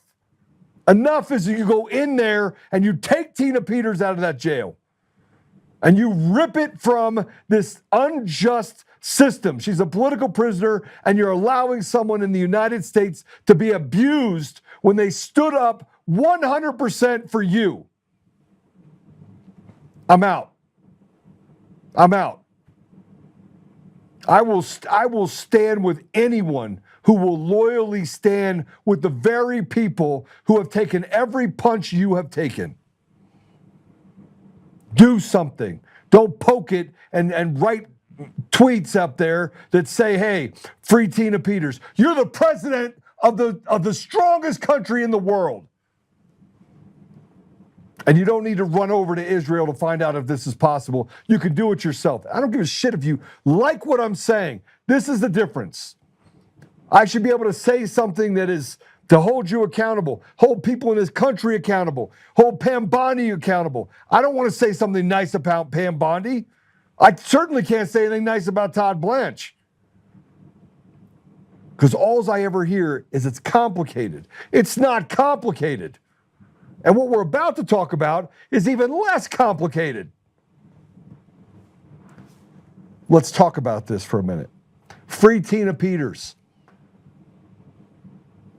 For once in everybody's life, let's make it more about someone else than making it about the power struggles of the people in power that, oh, heaven forbid you were persecuted. How about the American people who stood up that don't have Secret Service details, that don't have the ability to walk out and say, I'm going to go start a super PAC.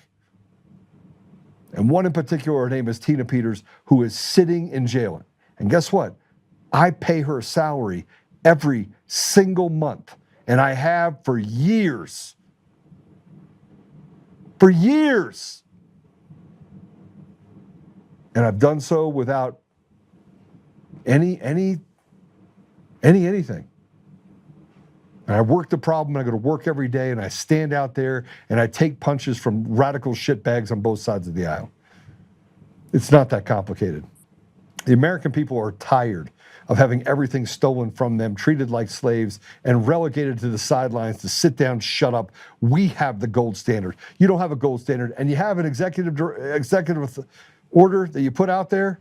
How about another executive order, free Tina Peters? And then you send in the marshals, you pull Tina Peters out of there, and you basically tell them, try me. And then you get to the bottom of the Christopher Gregory case, which includes bribes paid and things that were overstated and covered up by Griswold and Weiser and Polis, and you put an entire team on getting to the bottom of what they did in this state to cover up crimes that were committed by them and people on the Colorado Supreme Court. You arrest them. You go straight for the throat of the state of Colorado, and you make sure that these judges that have committed crimes against people pay for it. You want to declare war? You want to win? Take a state like Colorado and free the people. Because right now, the people of Colorado are slaves, held hostage behind lines where people can act with impunity and do whatever they want. But no, let's send out tweets that say free Tina Peters. No. Let's get to the action part. Faith without works is dead. And in this holy week, we have done nothing but dishonor the very people who have spent years fighting for people that obviously would step over them and piss on them just as soon look at them. It's disgraceful. And that brings me to, obviously Kyle's going to get on. He is on? Yeah, just get him on, please. Kind of past it, bro. How you doing? I'm good. I miss your face. It's good to see you. Outside of seeing your podcast, it's really good to see you. Yeah, good to see you too. You're on one. I feel you. It's a rough week, man. It's a rough week. It's been a wild week. I've got nothing but sick kids. I've been fighting sickness. My parents are sick. We just visited them last week. So just watching all that, it's like Holy Week has been a rough week for years in this house. And this March, April season has been rough. I don't know if you know this, but like the day after Easter in 22 is when they took my badge. So that's when my suspension started. I know that. Yeah. And so a lot of this, like this in my calendar, this season, to make sure that's the day that I'm like there. I literally have a plane ticket to fly in. I was going to come surprise you. But then you said your kids are sick, so I'm like, maybe I won't surprise them. Yeah, no, you don't do that. I mean, obviously it's on the lunar calendar. April 23rd was the time in 22. It's earlier Easter this year, but it's rough, man. No, I thought it was the 21st. Hold on a second. Could be the 23rd. It was the 23rd. It doesn't make that much difference, but I think that's what it was. Seems right.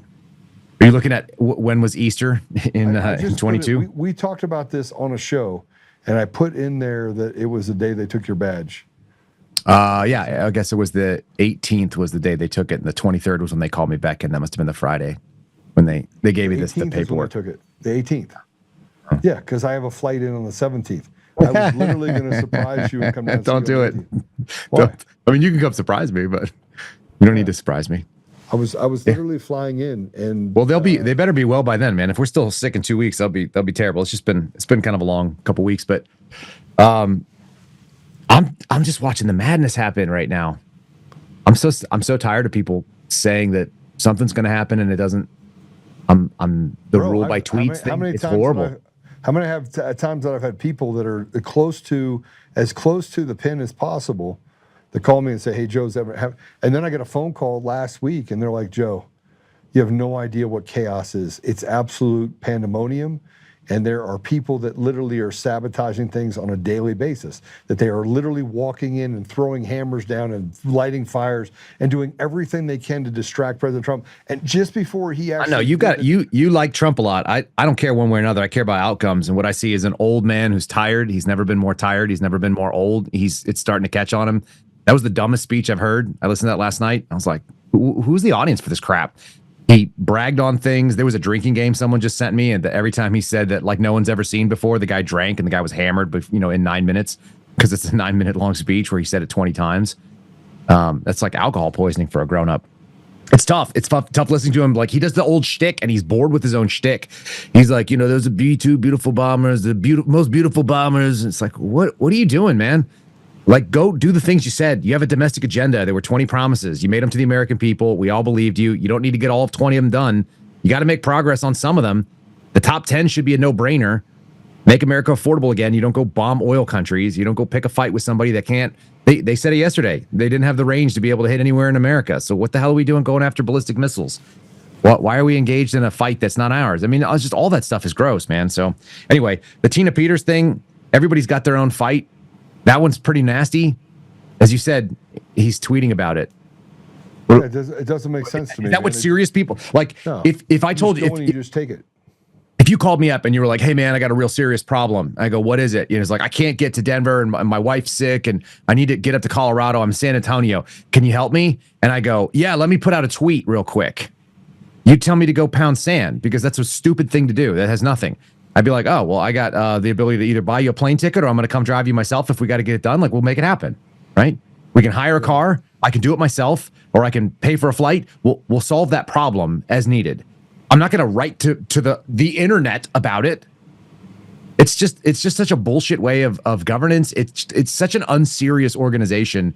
We look in and we've got unserious people doing the most serious things in the entire world. They fired Pam Bondi today. I got notice of that happening an hour or two before it happened. I had some other people reach out and tell me last week. Yeah, well, people are telling me Kash Patel's next up, and it could be today, and it could be next week, and there's like some conflicting things. But there are people that are in positions that know stuff, and whether it happens or not, like I don't even care. We have unserious. We just lost the Homeland Security Secretary because she took a $250 million to do dress up and to share advertisements in an image campaign so that she could run for president, which is what everyone's been telling me from DHS for like the last 18 months. And then right after that, we exposed that her husband was wearing fake silicone boobs and paying chicks to watch him, beat it. And then we find out that the FBI director has a porn account that got hacked by the Iranians in 24, and they just now decided to embarrass him. So we have FBI Director Spider Cash on X videos logging in while he's flying in the private jet. It's like, can we just have some grown-up adults in a Republican administration? Would it be so hard to hire people that don't cheat on their wives, that are actually married and they meant it, and are in adult ages doing adult things in adult ways without all this like villainy? And the answer is like no. So anyway, it's hard to watch it, and then you watch some of the really evil shit. Like you watch what's been going on to my friend Steve Baker. People think all these people are the good people because they tell them what they want to hear. Where's Glenn Beck? Glenn Beck said that the story that my friend Steve Baker introduced, this goes back to October of last year, was the most damning scandal in the history of this country, certainly in the last 100 years. Those are Glenn Beck's words. You can go find them on an AI search. Very easy to find. Brought on my buddy, told him that he evaluated the story, and then he started getting phone calls. And the people from the administration called him up.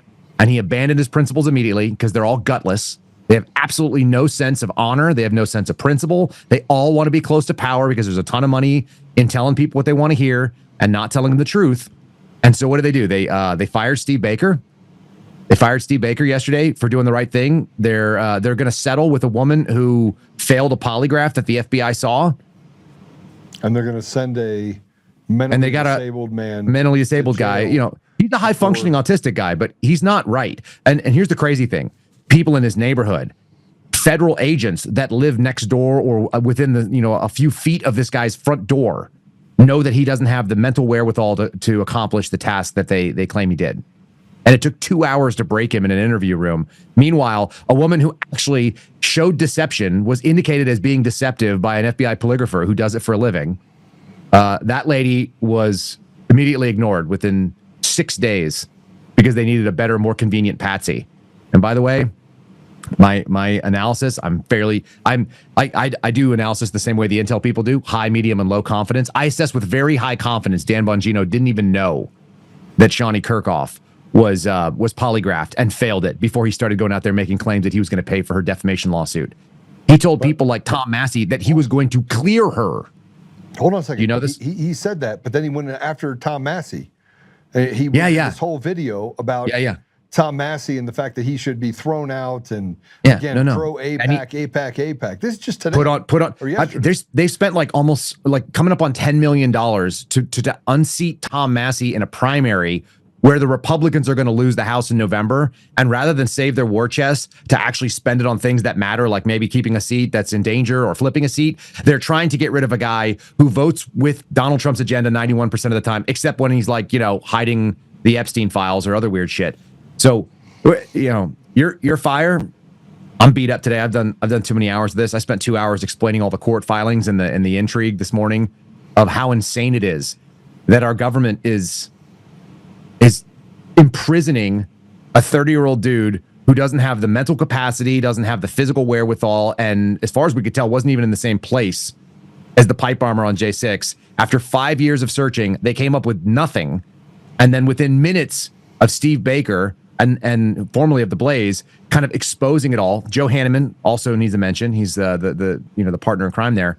Yeah. Those two guys did like the actual work of what you would do if you were doing gumshoe investigations. And they went, holy crap, we need to, set up this dude. And then their answer was a guy who bought things years before the election was so mad about the election that he went and placed fake pipe bombs, which I was briefed 1 week later, were not real. We're not operational. Looked very bomb-like, but in fact, we're inert. And the government is prosecuting a case based on the idea that these things had to be inert. It's freaking crazy, man. I mean, they'll make you lose. Here's the upside. It's Holy Week, so we know that the only perfect man that walked the earth died for his troubles, right? So we're not necessarily supposed to win on this planet, and we don't need to. Yeah, but we have a pretty good. The people that say that they are for us and with us, and they are the ultimate Judases. They are. But here's the thing: faith, right? I mean, Jesus was crucified for his troubles. All of his apostles ended up meeting a similar fate. You had your first martyrs. Like, yes. Way worse things happened to a lot better people than me. Way worse things have happened to places that were much more just and justifiable than what's happening to the United States. And whatever chaos we get, I think we'll still come out the other end of it more or less okay. But I think we're watching a lot of insanity because the people at the top are not holding onto the steering wheel. They're subcontracting it out to people who have already sold out. I mean, you can't tell me that you didn't know that there was all this sort of they love sexual compromise and sexual malfeasance. You can't tell me that the DHS secretary wasn't vetted and they didn't know that her husband was on online, bimboification forums. You can't tell me that. You can't tell me that we don't know what kind of compromise like it causes a 60-something-year-old man like Lindsey Graham to go wander around Disney World with a freaking bubble wand. Like, you might find me with a bubble wand someday, Joe. It'll be because I'm chasing down one of my daughters who's either 2 or 7 or 8 who gave me their bubble wand, and I'm trying to give it back to them. That's when I'll have a bubble wand in my hand that's pink. I didn't go buy it for myself as a grown-ass man and then wander around in public to get photographed with it. It's enough to make you it's enough to make you question all the things, and yet at the same time, it probably should just reassure people like this has always been the way it's been. Yeah, if you thought we were voting out of this, I would implore you to think otherwise. Like there's no evidence that that's likely or possible. But I think we're past the point where, I mean, this is where I start going, okay, we may not be able to vote ourselves out of it, but we certainly could slow things down and actually turn it around and take it into. I don't think we can turn it around. We outsourced it to the guy that was. The country's done. Maybe in this format, I think that's probably true. But look, our country is not the country that was founded as the United States of America. Think about even the name of our country. I mean, this is something you and I go back to, but like the primary governing body of the United States was meant to be the states. Yeah. Not Washington, D.C., not some centralized federal government. The Federalists and the Anti-Federalists got together and they had to work it out. And the worry was that they were going to have some atrocious, tyrannical, replace a king with an equally tyrannical body. And so they said, well, we're going to leave most of the power with the states, which is what the 9th and the 10th Amendment were supposed to do. We were supposed to leave all powers not on. It was a leash on our government. And what have we done? We've run through the 9th and the 10th aggressively. We've implemented things that centralize power with the 16th Amendment by giving, we're in tax season right now. Guys, that's relatively new. That's 1913 on. So that wasn't the first 100 years of this country. We didn't have that thing. You couldn't do federal income taxes. Do you know they passed the 16th Amendment, by the way, Joe? It was based on greed. It was based on the oldest thing. It was like a Liz Warren thing. Like, aren't you mad the elites are not paying their share? How many of you that are paying federal taxes right now consider yourself to be an elite or a 1% earner? There's some of you that are, but it's not a big percentage because 1% is not everybody. The people that are wage slaves that are, paying off student loans and writing taxes on their tips and being able to write off $25,000, but they're still getting charged taxes on the other, $15,000 because they made $45,000 a year as a waiter. Those people, you're the ones who got conned and you didn't even do it. It was done 115 years ago or so. It was done 100+ years ago. Everybody that's responsible for wrecking this country is already dead. So the idea that it would finally crumble down and then sort of reemerge in some other form, like USA 3.0 or 4.0, I don't know what number we're on. They say the fourth turning. Well, I think we're going to get a turning. That's okay. It's going to just be chaotic for a little while. It feels crappy to be in it. Kind of sucks to have young children while you're in it. I had a 2-year-old sleeping on me 5 seconds ago. I probably still have drool on my shirt because my little turd she's febrile for the last week. She feels terrible. She just wants, dad for comfort. So I'm there for it. And she just goes, I don't want to watch a movie. I just want to listen. And then just blacked out on my shoulder. Okay, great. It's tough to have a little baby who's barely sentient going through a wild time in American history. And at the same time, it's like, well, that's it. Everybody has gone through, people have gone through the Black Death. People have gone through turmoil and upheaval and, they've gone through revolution and wars and centuries of it and so on. It's like, okay, fine. This is our time. So be it. Sucks, but this is the lot we drew. And you don't choose it. No, we didn't choose this. I think we chose the opposite. I grew up in the 80s and 90s. That was when I was a kid. And so my thought is that we had it pretty darn good. It was if somebody awesome.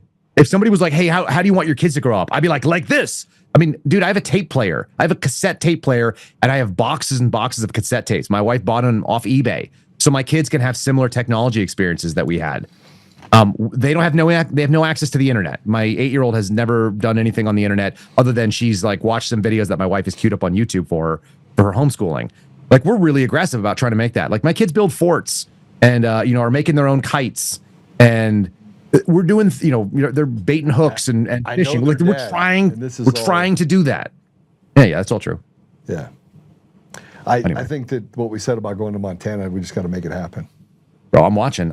Here's the other thing. The craziest thing is with Pam Bondi out and Todd Blanche being the top person, the folks that my team that has a lawsuit against the FBI is negotiating with, they're Todd Blanche's people. They answer like essentially directly to him. And for all the hatred that has come down on Tom Blanche, he's never done anything to me. I know people. I talked to Alex Jones and he's mad about it. I know other people say that he shut down Ed Martin and it's yeah, all these things, but he's never done it to me, and I don't know that he's the one who's driving it. I really don't, because I just don't know Todd Blanche. And when I listen to him speak, he sounds smart, he sounds reasonable. The people that are around him seem really decent, and as likely as not, he's not actually the villain. We often find out that the villains are not the people we think they are. Well, I actually like Susie Wiles. Everybody That's what people say. Crazy, and they're like, she might be great. She's terrible. She's terrible, and I'm like, how is she terrible? I have no There's a idea. woman I've that never is- met her. That has lived in this world with President Trump in a dog-eat-dog world. She survived it. Chief of staff, has been able to kind of migrate or mingle. If it wasn't for her, President Trump wouldn't have had access to the information that showed how the elections were going to be stolen in 2024. She was ultimately the one that took it to President Trump and said, here's what's going to happen, and took it to Elon Musk and said, help. Right? So consider how dangerous that is, that we have a woman who should be retired. Yeah. I mean, look, I'm a firm believer. I'm not an ageist type person, but I just think that like there's a time for being bold, and there's a time for enjoying the rest of your life and adding the wisdom that you have for the next generation. And I'm just really sick of people over the age of like, let's say 65 or 67 weighing in on any of this stuff. I don't like that Donald Trump is as old as he is. I really don't. I'm like, if somebody younger than Susie Wiles, she's a boomer. I don't know. She's in her mid 60s. Is she really? Oh, I didn't know that. And she's overweight. And it's like I look at these people and I just like, this is my thing. Like, and this is a Kyle Seraphin thing and people don't like it, but it's like, look, I could be overweight. I've had a ton of stresses in the last couple of years. I actually got to the point where I was like, hey, I haven't worked out in a little while. I better do something or I'm going to start getting fat. So your choices are, do you just get fat or do you get after it? And we've had a lot of, employment trauma and family trauma. And I've lived in 6 houses in the last, whatever it is, probably 5 years. We've just been all over the map and it's rough. And at the same time, if I can't take care of myself and make good decisions about what I eat and how I work out and how I take care of my body, how on earth am I going to be someone that can be an example to my children, let alone like lead a company or other people? So I understand that certain people have health problems. And at the same time, if you have that, I hope you take care of that business. And if you're over the age of 65 or whatever it is, like just stop. If you told me, and my dad is one of my favorite people in the world, right? My dad's 76 years old. He is bright and principled and a role model to me. And if you told me my dad was going to be in charge of like, I don't know, the state of Texas or even my county, I'd be like, nah, I don't think that's a good idea. It's not a good idea. He's too old. He needs to be looking after my, his grandchildren, my babies.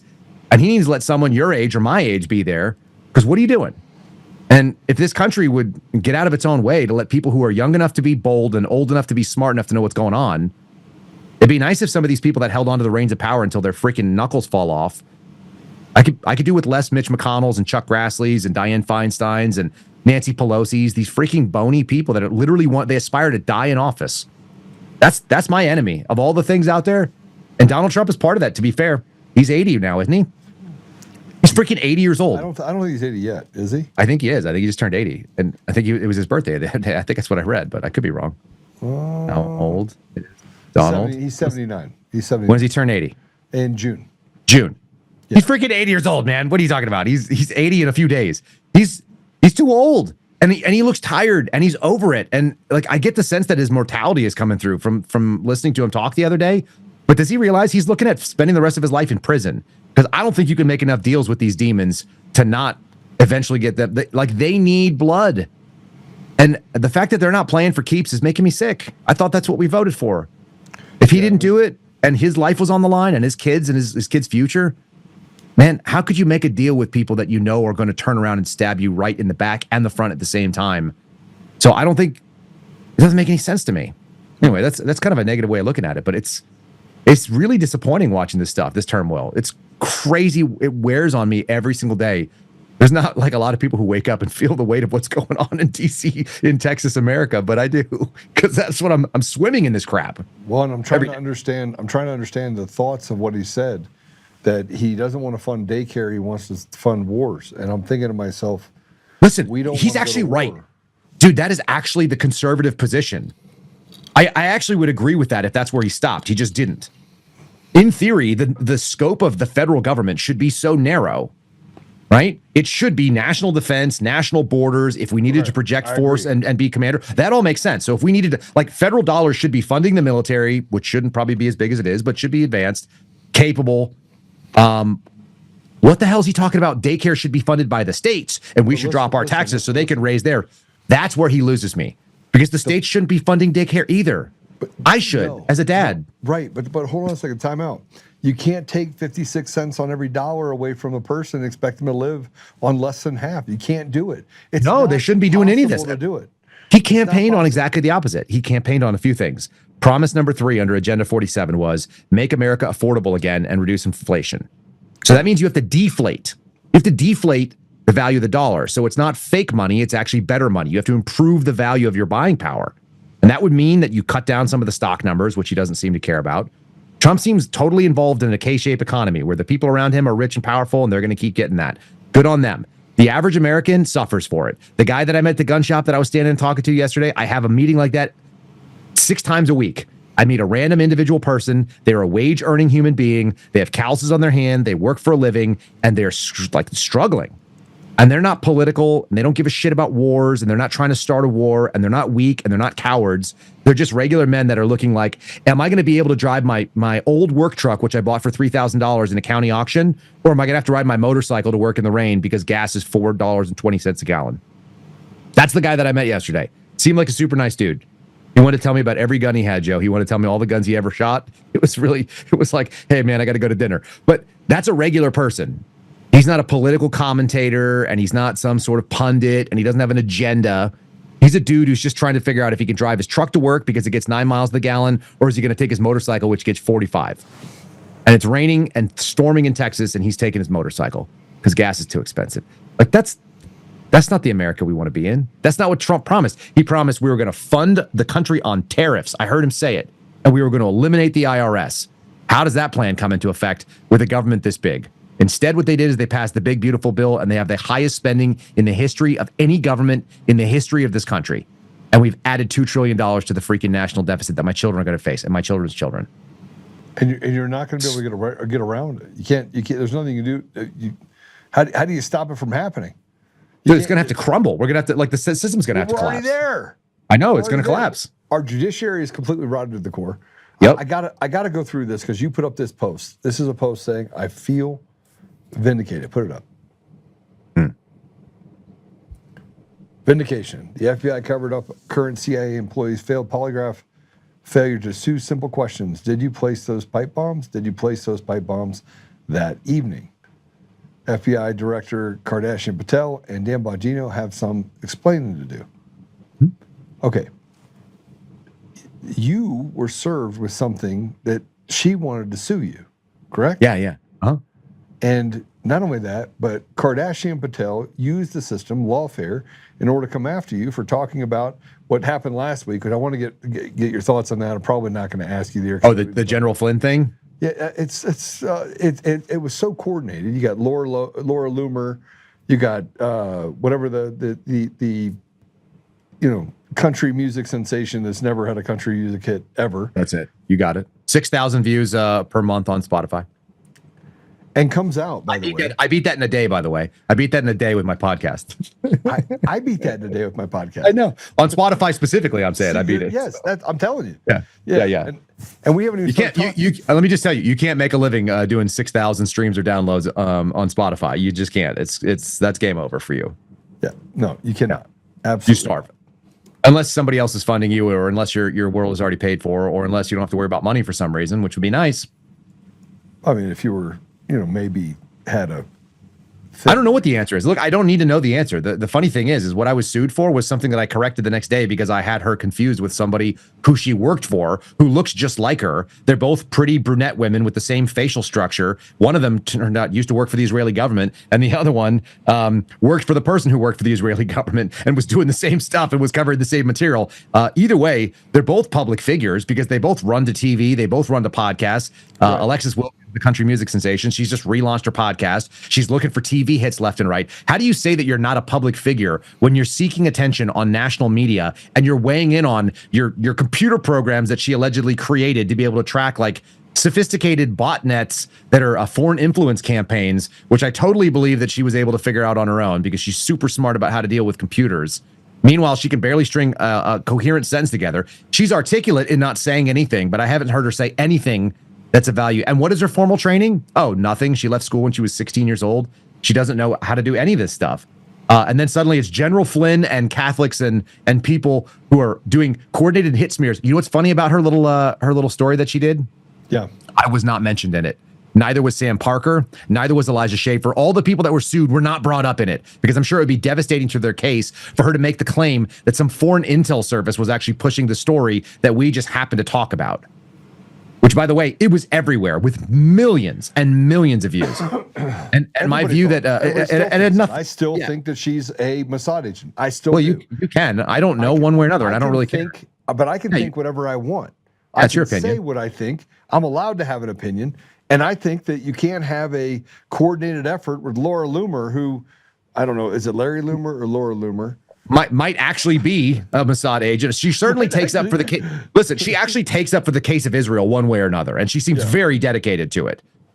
Despite some funny history, despite she's not religious, she's not particularly moral, as far as I can tell. She's certainly not conservative.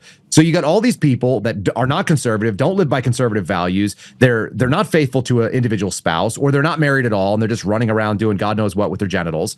And whether they're wearing fake boobs and paying for someone to watch them touch themselves, or whether they're out there flying all over the country in a private jet and beating off on our tax dollar while they're streaming the internet service that we put into a private jet. Like, I don't know what these people are up to, but I know they're scumbags, and then I know it has nothing to do with me.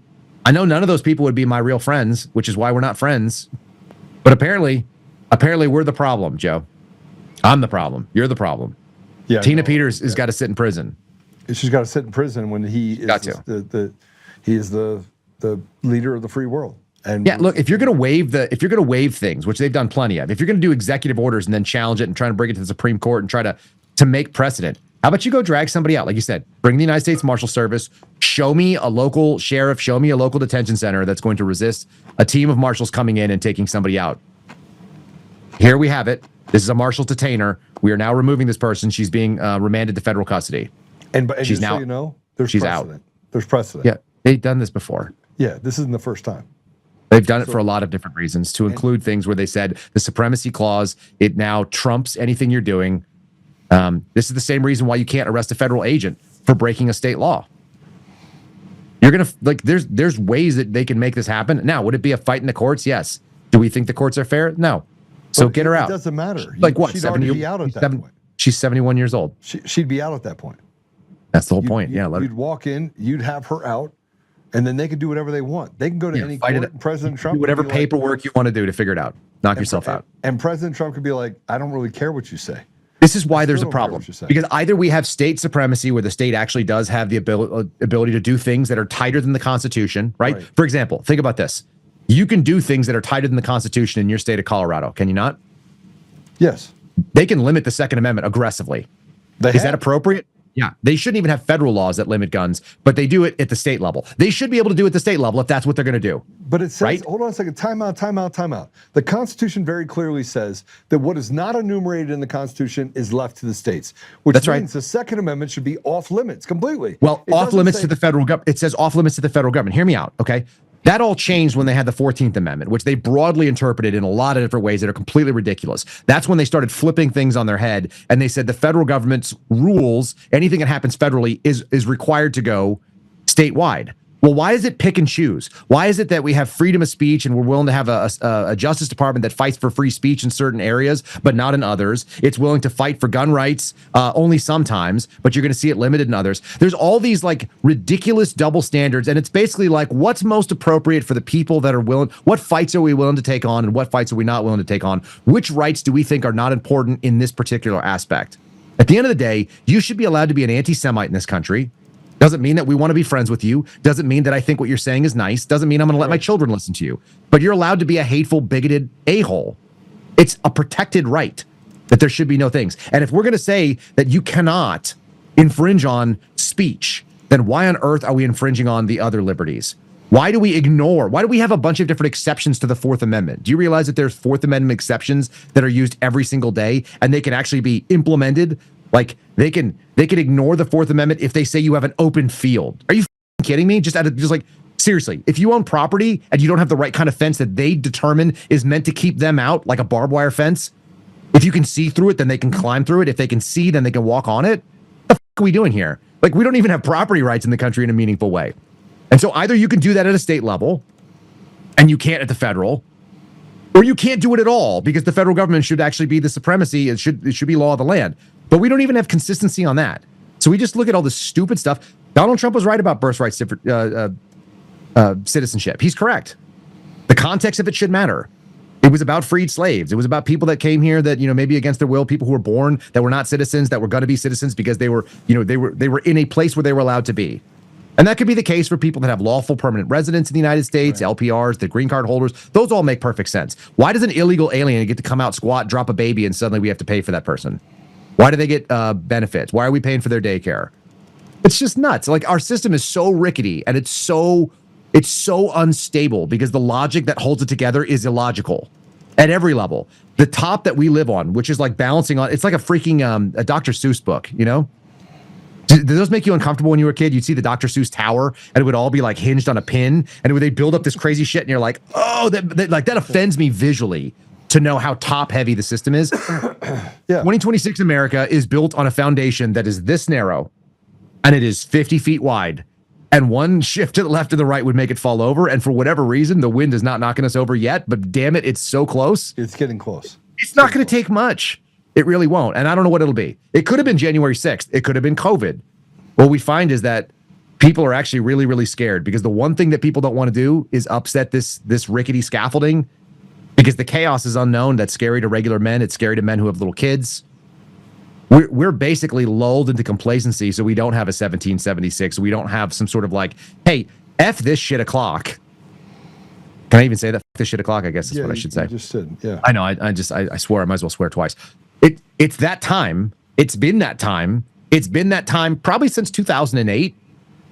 I remember one of my cousins was talking to me. He's my money guy, and he tells me what's going on in the markets, where gold is moving, and he goes, it's pretty clear, man, that we had an opportunity to reset the deck and get a full reset in 2008, and the government f***ed us all. Totally. And it bailed out people that should not have been bailed out. It took the opportunities from your generation, from my generation, we're a couple of years apart, right? We should have been able to look in and for pennies on the dollar bought up the massive infrastructures of banks and car manufacturers and real tangible mechanical things in this country. And instead they bailed those people out and they took our money to do it, and they saddled our children's children with the debt. That crazy shit is going to take another 20 years to get another opportunity like that. Or we'll have a black swan event.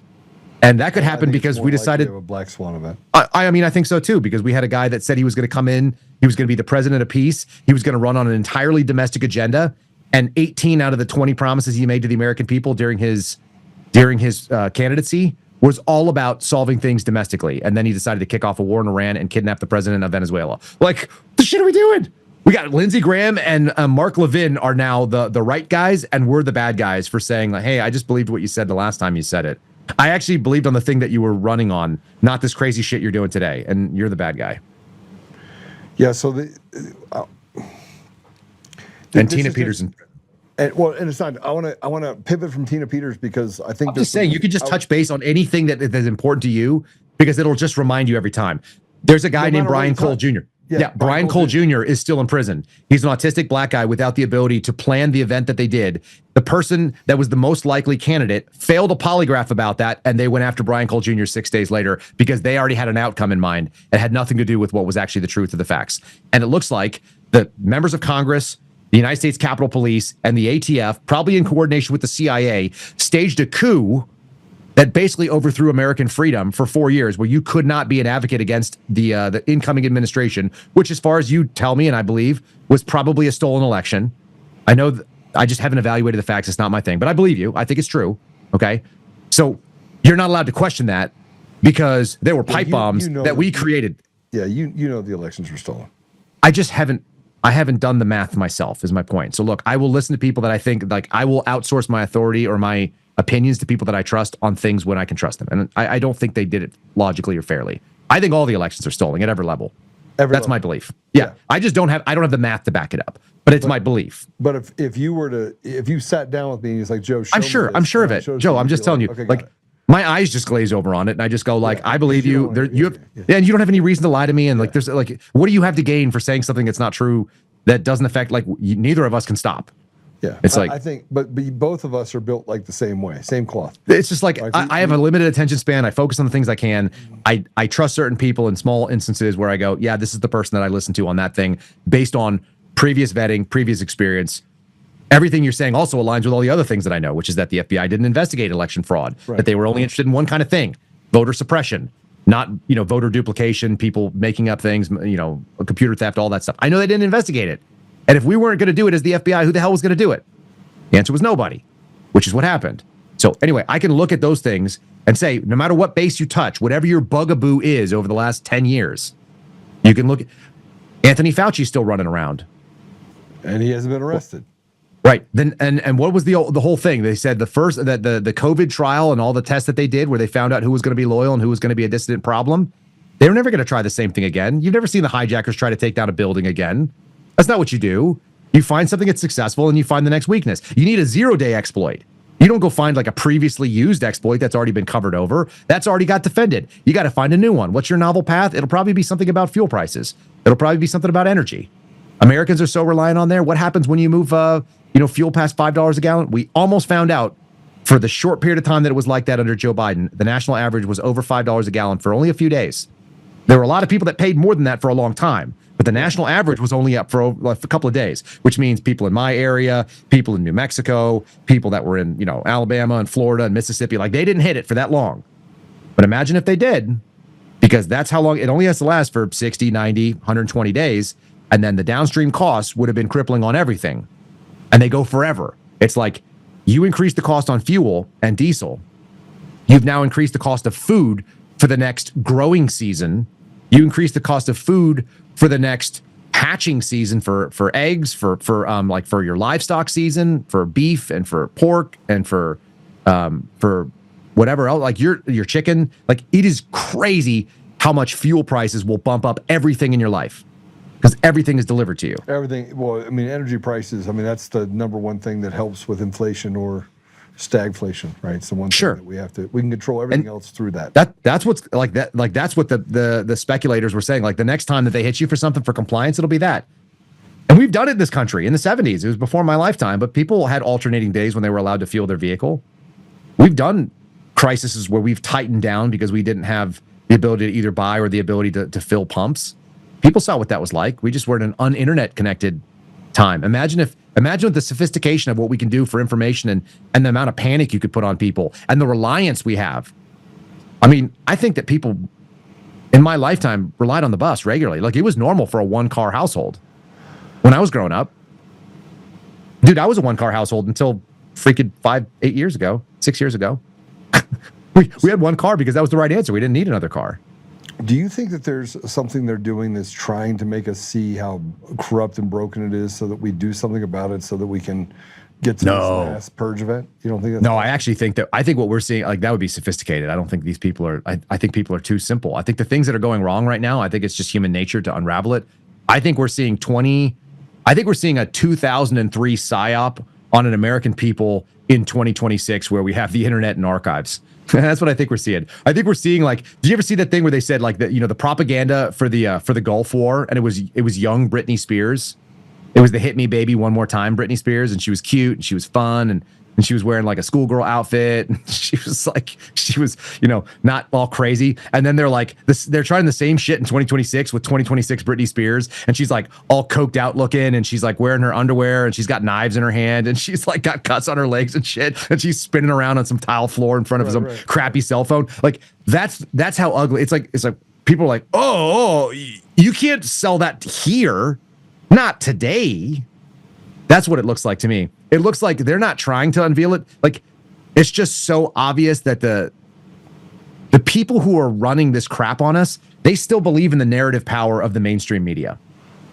They still believe that you can control a Brian Cole story by debunking it, which they did yesterday in the New York Times. They think the New York Times is going to move the opinion needle, and it does for some people.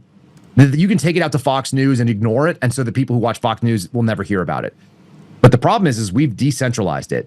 Do you ever see the Firefly series? Are you that kind of a nerdy guy? Yeah, of course not. So there was a series called Firefly. Yeah, no, you're all right. I don't like movies, man. It's sci-fi. I'd rather read a book and sci-fi. It's good sci-fi. It's also a cult favorite, but they basically canceled the show. It was called Firefly. They made a movie called Serenity, and there's this really great moment in there. This dude, and he's just kind of like he's like an internet shit poster, okay? And he runs this like centralized thing, and he's got like a robot girlfriend, and he's a total nerdy dude that just cruises the internet and posts videos, and he's like a content stream aggregator. Like imagine him being like the oracle that runs all the things that come through YouTube. Like he's the censor guy. Yeah. And they bring him this message, which needs to get out to people. And they give it to him and he broadcasts it and they kill him for it. And like one of the last things he says is he's like Malcolm, or Mal is the guy's name. He goes, you can't stop the signal because it hits all the repeaters. Right. Like the signal's already reached, it's already broken containment. Yeah. I think that like the obvious fact is like the question is when does it hit critical mass? But way too many people know that we're being lied to about way too many things. Yeah, I mean, you can't tell me. That's the point. Was bro, you cannot tell me. You can't tell me that the president of the United States can't get somebody out of prison in a state prison. You can't tell me that. I don't believe it. Yeah. Sorry, I don't believe it. If I was president, I would just go do it. They would come after me for it. They would tell you that you're a piece of garbage, that you're a tyrant, that you're an authoritarian, that you're a dictator or whatever. Yeah, who gives a shit? They already said all those things. Yeah. Yeah. It's like, well, this is what I'm about. I'm going to go do this. They just pardoned a guy that spent 3.5 weeks or 3.5 months in jail for a 30-year sentence or something. Some financier, some Jewish financier.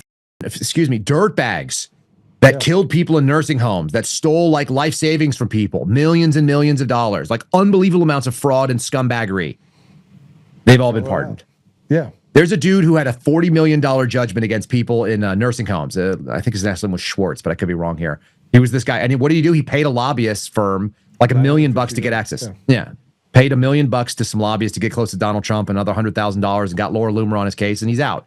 So rather than pay $40 million, would you rather pay $1 million to some scumbags to get you out of the obligation? Sure you would. It's a hell of a deal. It's not honest. It's not principled. But that's my problem. You know, you got other people like, I'll just say it. You got the Tiger King.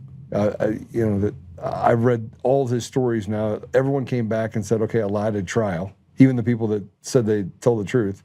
Nothing ever happened. You get 30 years, and you have other people that do the same thing to get 3 weeks. That's right. And this guy's, in jail, and I was like, how in the world do you not pardon that guy? How is the Tiger King not, I mean, he's a creepy dude. Did I tell you that I probably met him in Oklahoma once? He's a gay dude that, likes he's a tigers. Freaking weirdo gay dude, but he likes tigers. That's a weird. But he's harmless. He still is harmless, right? Relatively harmless. But he's harmless. Here's the problem. If you can go to prison for not committing a crime and you can get out of prison for committing a crime, then we're system. That's where we are. Yeah, there's no justice. Yeah, Look, they told us that right away when I was at the FBI Academy. They go, hey, this is the Department of Justice. Sometimes it's justice. Sometimes it's just us. I mean, it's almost always just us, man. But that leads me down. That's supposed to say that people of principle are going to stand up and do the right thing. And I found out that wasn't true, as did you. When people are given an opportunity to stand up, it might cost them something, God forbid. Like, how are you going to tell me that people in federal law enforcement are going to give their life to protect you when those won't even give up their paycheck to do what's right? Give me a freaking break. I lost faith in all of that stuff. And so it's like, okay, there are certain people that will do it. And if push comes to shove, I have friends who have gone on record and said truly dangerous things for their family and for their careers and for their livelihood and for their future. And they've gone on record because it was the right thing to do because people were discrediting other things that we all knew were true. And it was a smear campaign. I know dudes that did that. No question. Yeah, I'll go to war with those guys. And I've already put my neck on the line for people like that. They're so few and far between. I can make that promise to every one of them. That's how small it is, Joe. But here's my problem. You have Dan Bongino, you have Kash Patel, you have all these people that use these words like debunked and this and that. So Doomer, Anakin. I love those. I want to put this up because this is you talking about the FBI started surveillance on Brian Cole Jr. the day after after Dan Bongino called Massey to claim he would fund a defamation lawsuit. This is Do you know that the person who made that disclosure that's on the screen right now, the person who wrote that disclosure and disclosed that information did so because there was a concentrated operation by the senior management, FBI, Kash Patel, a couple of others there, Marshall Yates and so on, that were pushing falsehoods, smearing me, smearing Steve Baker. So this person put their ass on the line. I'll go to war for the person who wrote that. I know the attorney, so I know who the attorney is. If this person wants to ever reach out and need something from me, I'm there, 100%, day or night. And Dan Bongino, though, he did this in 7 days. This was 7 days after Shawnee Kirkhoff allegedly failed a polygraph given by the FBI. That's right. Dan Bongino, I don't even think knew that she's failed the polygraph. If I had to guess, He's such a dipshit. He's been so, like, excuse my language, but he's so full of his own bullshit that he didn't even know what was going on. He believed he was in charge of the FBI. There's no chance. And he's proven it with stuff like this. Like, Massey shared it online that there was a defamation lawsuit. What's up? Why not come out? Why not come out and tell the truth? Why is Dan? So he doesn't even know the truth. Dan doesn't even know the truth, man. Dan only knows what they briefed him on. That's the thing that's so funny. Guess who's been saying that for the last year and change? But then you have Kardashian Patel, and then Spider you have Cash. this Hain reports. All right, Spider put this Cash. up. This is Joe Hanneman. Yeah. So you have Joe Hanneman's a stud. Okay, so we retracted nothing, and nothing that Joe Hanneman reports and I have published has been debunked. Okay? Correct. Nothing. The mainstream outlets, FBI sources, and members of the former agents group, the FAGs, have all said, nuh-uh, but that isn't debunking. That's not doing the work themselves and showing different results. No one has yet done that. They are still only parroting the intel community's narrative, told through sources that haven't done the work, delivered the message they've been assigned to spread. You guys are going too slow. The muzzle has been discarded. There is no longer a paycheck imposed gag order. Joe and I are now free to tell all. Announcement coming soon.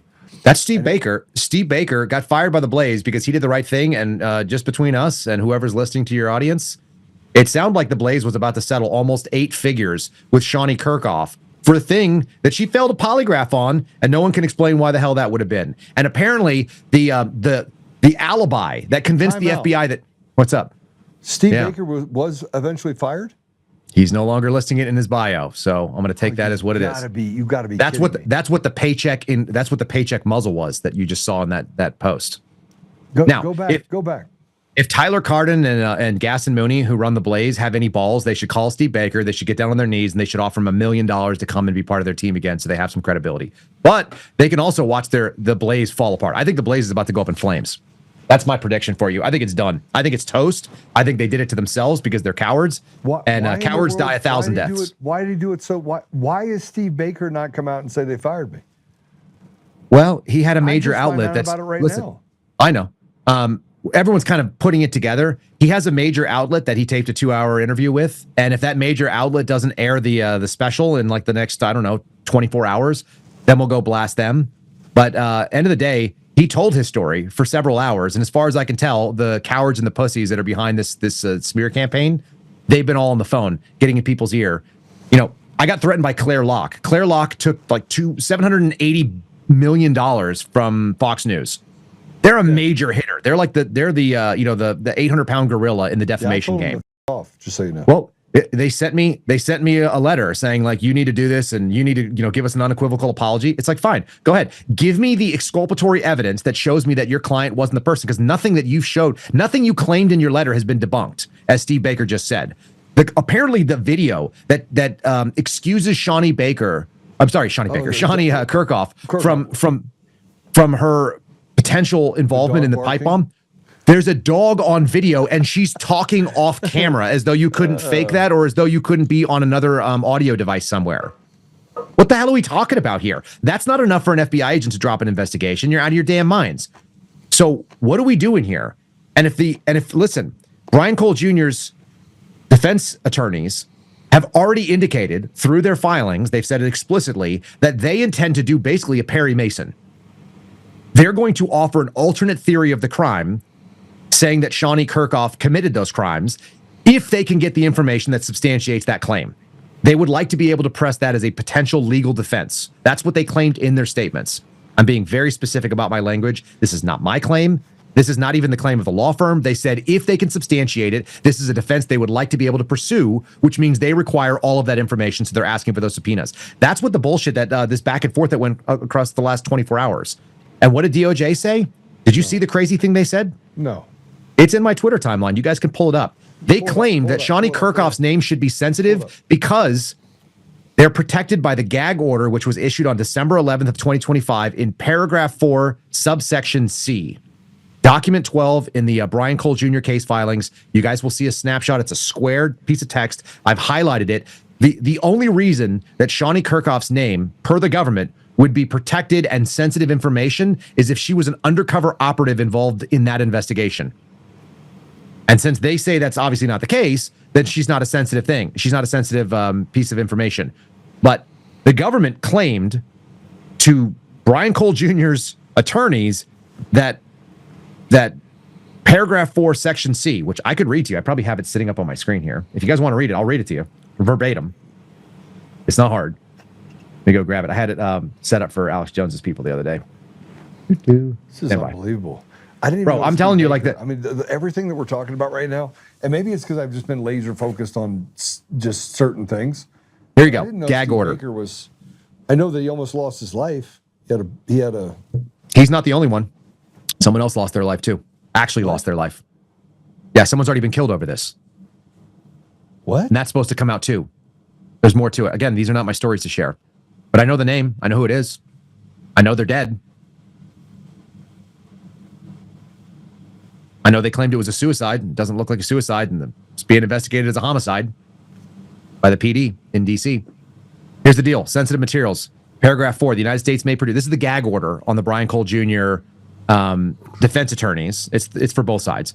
The United States may produce materials containing personal identifying information as identified in Rule 49.1 of the Federal Rules of Criminal Procedure and other materials as set forth below to defense counsel pursuant to the defendant's discovery requests. Such materials may be designated as sensitive. Sensitive materials may be plainly marked or shall be plainly marked, so it has to be sensitive, by the United States prior disclosure. Sensitive materials may also include the following. So they will be marked sensitive, or you will know they're sensitive because they fit the following. A through J. A is telephone numbers, email addresses, driver's license, similar identifying information regarding government confidential sources. Here's part C. Are you ready? And this is what the government said was at play with Shawnee Kirkhoff. Identifying information, including true names and photographs regarding government sources who acted in an undercover capacity with respect to this investigation. That's the entirety of C. That's what they said was at play with Shawnee Kirkhoff. I don't know if they were trying to like snow the judge and say that they were using a narrow definition and they miscategorized what that meant. They just forgot they wanted to put a period. Well, that's what they said. They told the defense counsel. They told the defense counsel that's identifying information, including true names. But the defense counsel, reiterated, hey, by the way, the rest of that qualification is photographs regarding government agents who acted in an undercover capacity. They used AI. They're a $2,000 an hour attorney system. So isn't that crazy to find out? I'm sorry, the federal government's not. DOJ, yeah. They might have. I mean, they're Jocelyn Ballantine. She's the one who's handling and looking at this case, and she's subbed it out to another guy named Charles Joan. Ballantine was the prosecutor who went after Michael Flynn and Enrique Tarrio. So tell me that this solution is done. Tell me we've de-weaponized government with Donald Trump. Tell me that. No, and again, touch the base of your choice. Tina Peters, election integrity. There's no SAVE Act. Brian Cole Jr. is in prison. I don't even think Shawnee Kirkhoff did it maliciously, by the way. Like the indications that we have from what like the most plausible story, if she was involved in this, I say if, because I don't have 100% what she did or what, and probably told it was a training exercise. I mean, imagine this, Joe. I come to you and I'm like, hey, man, I need you to do this thing for me. It's a big favor. No big deal. Like, we've done it a million times. Can you go and you hand this thing off to somebody that's a friend of mine? And you're like, oh, yeah, I know that friend. Like, I asked you to give something to my friend Peter. You met Peter. So can you give this to Peter? And then you find out, like, I probably should have asked a little bit more about this because now there's a reward out for Peter and there's a reward out for the thing that I gave him. And I'm pretty sure I gave him either some sort of dirty bomb or weapon system, or I gave him some drugs or whatever contraband it was. And then I call you up and I go, hey, Joe, thanks for your help. Really appreciate it. You're never going to speak of the fact that I asked you to do that again. And by the way, if you do speak of it again, you're never going to speak to anybody again, and neither is your family. And by the way, I'm not just Kyle Seraphin. I'm now some federal government agency.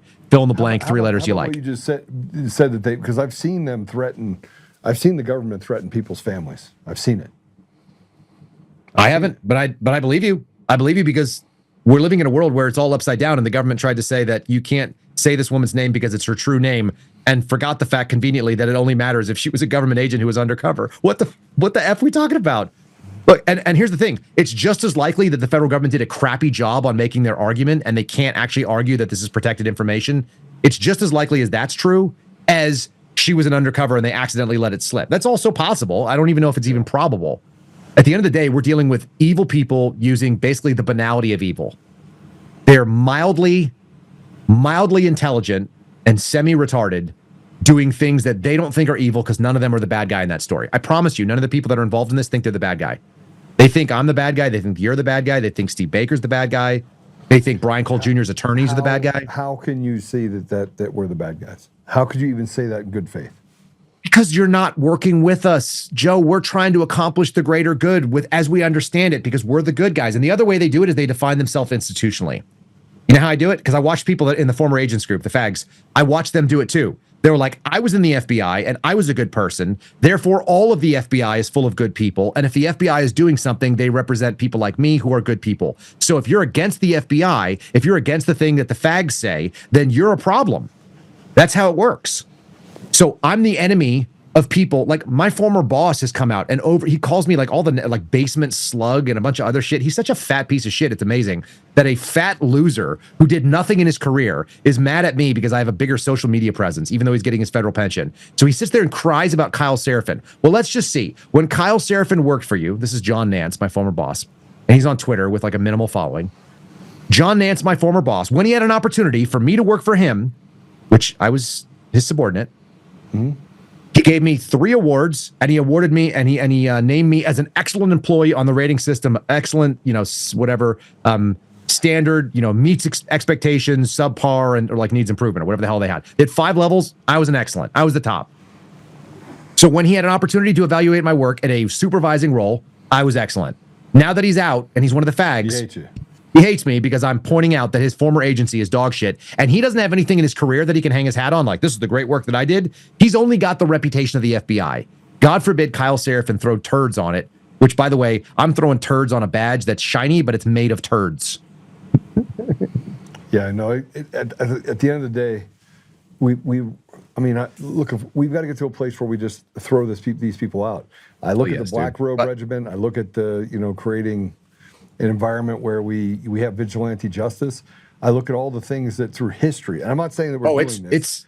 If you look through history, these are the things. But these are the things where, I was talking to Dale Comstock before you came on. Before Stephanie came on, before you came on, and I said to him, it only takes good men to get a case of the kids. Right? We're this far. Yeah, I don't know who's going to be the first mover. I don't want to be the first mover if I can help it, but I'll tell you, I already know what my red lines are. I already set them up. So did you. So red lines. My red lines we're getting close to them. We're real close. Yeah. They're very personal. I'm not marching to war over some nebulous idea, unfortunately. And there's some nebulous ideas that are probably worth going to war over, to be fair. I'm not in the position to do that with a 2-year-old and a wife that's dependent on me. Yeah. And a 5-year-old who's trying to figure out what's going on and trying to build parachutes out of freaking plastic bags and stuff. Like, I'm doing dad stuff, but like I will have to not do dad stuff and there's a lot of me's out there. I'm not into it. It doesn't sound cool to me. It sounds awful. It sounds like the worst possible outcome. And yet, like, I'm sitting here talking to you about it because the alternative is that. And I probably am running a fever right now. I'm just sitting here thinking, like, every time this year I get the shit beat out of me by just getting worn down by all the I don't know why the crazy things happen during Lent, but the crazy things have happened during Lent for the last 4 years in my life in this country.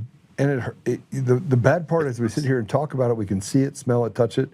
And you look over at other people that can't see it, you're like, man, I don't know whether to feel sorry for them or be jealous of them for being so oblivious. Thinking to myself, I don't know if I'd want to be oblivious, but at the same time, I'd like to look at people and not think you're a bunch of retards. All of you retards. The key is to not be mad at these people. Yeah, I'm not. I'm past it. Occasionally we are, though. You are and I am. Yeah. Let's be honest. Occasionally we are. Yeah. So just so you know, I do. Oh my God! I'm here. You want to know? You want to know what I'm mad at? This is what gets me going. Pam Bondi was fired. You know what I see? One of my responses on social media. She's not fired, Kyle. She's just serving in a different unit under Donald Trump. She went from a cabinet-appointed position. She's not doing that anymore. You're retarded. Private practice. It says private practice. She's done. It's the same thing as saying that you took the Secretary of Homeland Security and now she's in charge of the Shield of Americas, which is a job we just made up for her.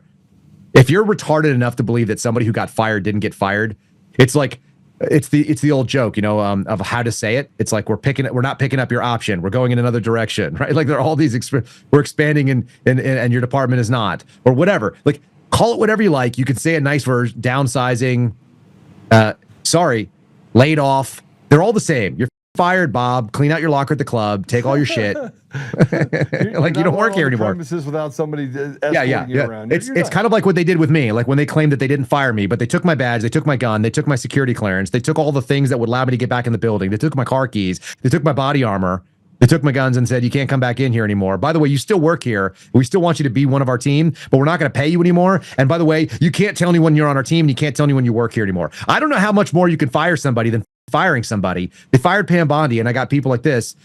No, she's not fired. She's just moved to another position. Like, these people must have misshapen heads that are lacking the most important critical thinking parts of their brain. I don't know how their brain was drawn around that part. It's hard not to be a little bit frustrated with them when they come at you and they're like, you're a dick. You're being mean. Pam Bondi is a warrior. Is she? She's a childless, like 50-something-year-old woman. There's nothing conservative about 50. her. How much? How old? She's in her 50s. She's in her 60s. Oh, I think she's 60. She just hit 60. No. She's past 60. No, she's not. Well, bet. Hold on. Don't look it up yet. Don't look it I think she's 61. I think you're right. I think she just hit 61. How old is Pam? Is she older than that? She's 60. She's just at 60. She just turned 60 in November. Take a breath. Take a breath, jerk. I won. And I just actually confirmed it. I was flying in on the 17th, and I told my wife, I was like, "What do you get? What do you get for winning? Nothing. I get to come see you." Okay, you can come see me. I'll take the family to dinner. That's a win for everybody. Yeah. Yeah, we'll get some tacos. Whatever. I don't care what it is. We'll go down to the river behind your house and go catch some crawdads. Yeah. Just watch for government agents from the shoreline. I'm concerned about the people dying, though, and in the fact that the government's involved in it. I look at what happened with Charlie Kirk. I have some more information to tell you about that. I've stayed out of the fray. I just know it wasn't a 30-06, and I know it wasn't shot by that guy. He didn't shoot Charlie Kirk. They haven't even gotten to the freaking preliminary hearing on this thing yet. Again, there's only so much I can dig into granular. I know every filing now that's gone on in one case, and I know my own cases, and I know the threats of other cases. Like, at some point, it's like it's too much. Everybody is looking, and they're overwhelmed by, like, it doesn't matter. Like, that's why I say it doesn't matter. It's not people trying to teach us something.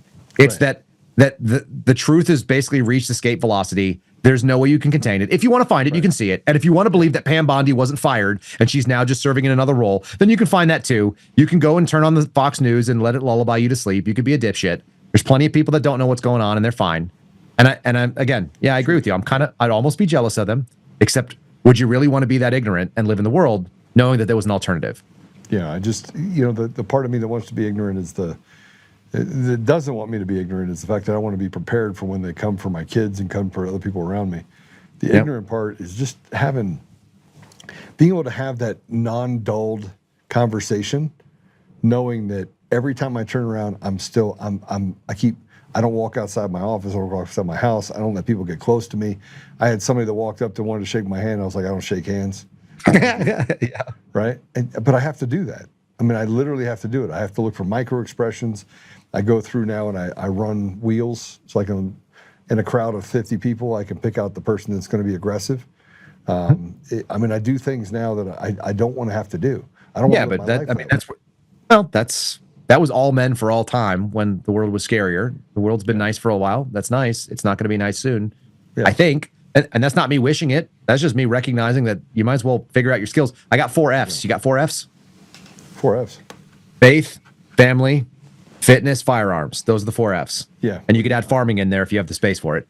I got to go. Those are the 5. I got to get surgery. So there's the. I know. Well, fitness also equals health, right? Fitness is a broader category that involves your general fitness to include your health. You got to get yourself well. Everyone's got to improve their position where they are. I had ladies go like, how do I fix the 4 Fs where I'm at? I'm like, where are you? In New Jersey. Well, that's the first start. You need to find places that are not New Jersey. You need to be not New Jersey. That's just improve your position with whatever your capabilities are, wherever you are. If you're stuck in New Jersey, then try to, solidify your position with family, solidify your position with the faith community, solidify yourself with the community around you. These are all things that you can do wherever you're at. Anyway, there are ways that you can still improve your position. I just see a lot of people that are putting their head in the sand and saying, we outsourced the revolution, so it's going to be fine. And Daddy Trump, who's 1,000 years old and feeling really old today, Yesterday he was pretty old. Last night he was pretty old. If that's where your hope is, you're making some interesting choices that I don't think are going to pan out well for you historically. You're in trouble. Yeah. All right. All right. Let me go. You got to go. I got to go. Listen, Yeah. I'm there on the 17th. I'm hanging out with you and the family on the 18th. I made that Cool. commitment. I think we talked about it last time, but I thought it was this weekend. And I just looked down. It's only the 2nd. No, yeah, it's because I know it's Easter. I kept thinking it was the 11th. It's like it's been a wild. This whole week, like my whole family has been in bed in their pajamas. My daughter, who's 8, is sleeping for the last 4 hours, and she's basically like tries not to sleep ever if she can help it. She voluntarily went to bed. So, yeah, luckily you're not coming in soon, and they'll be okay by then, and we'll go do fun stuff, and that'll be great. Yeah, and I got a cross from Jerusalem that I'm hoping to be able to hang up that is been blessed by the Pope, which is pretty cool.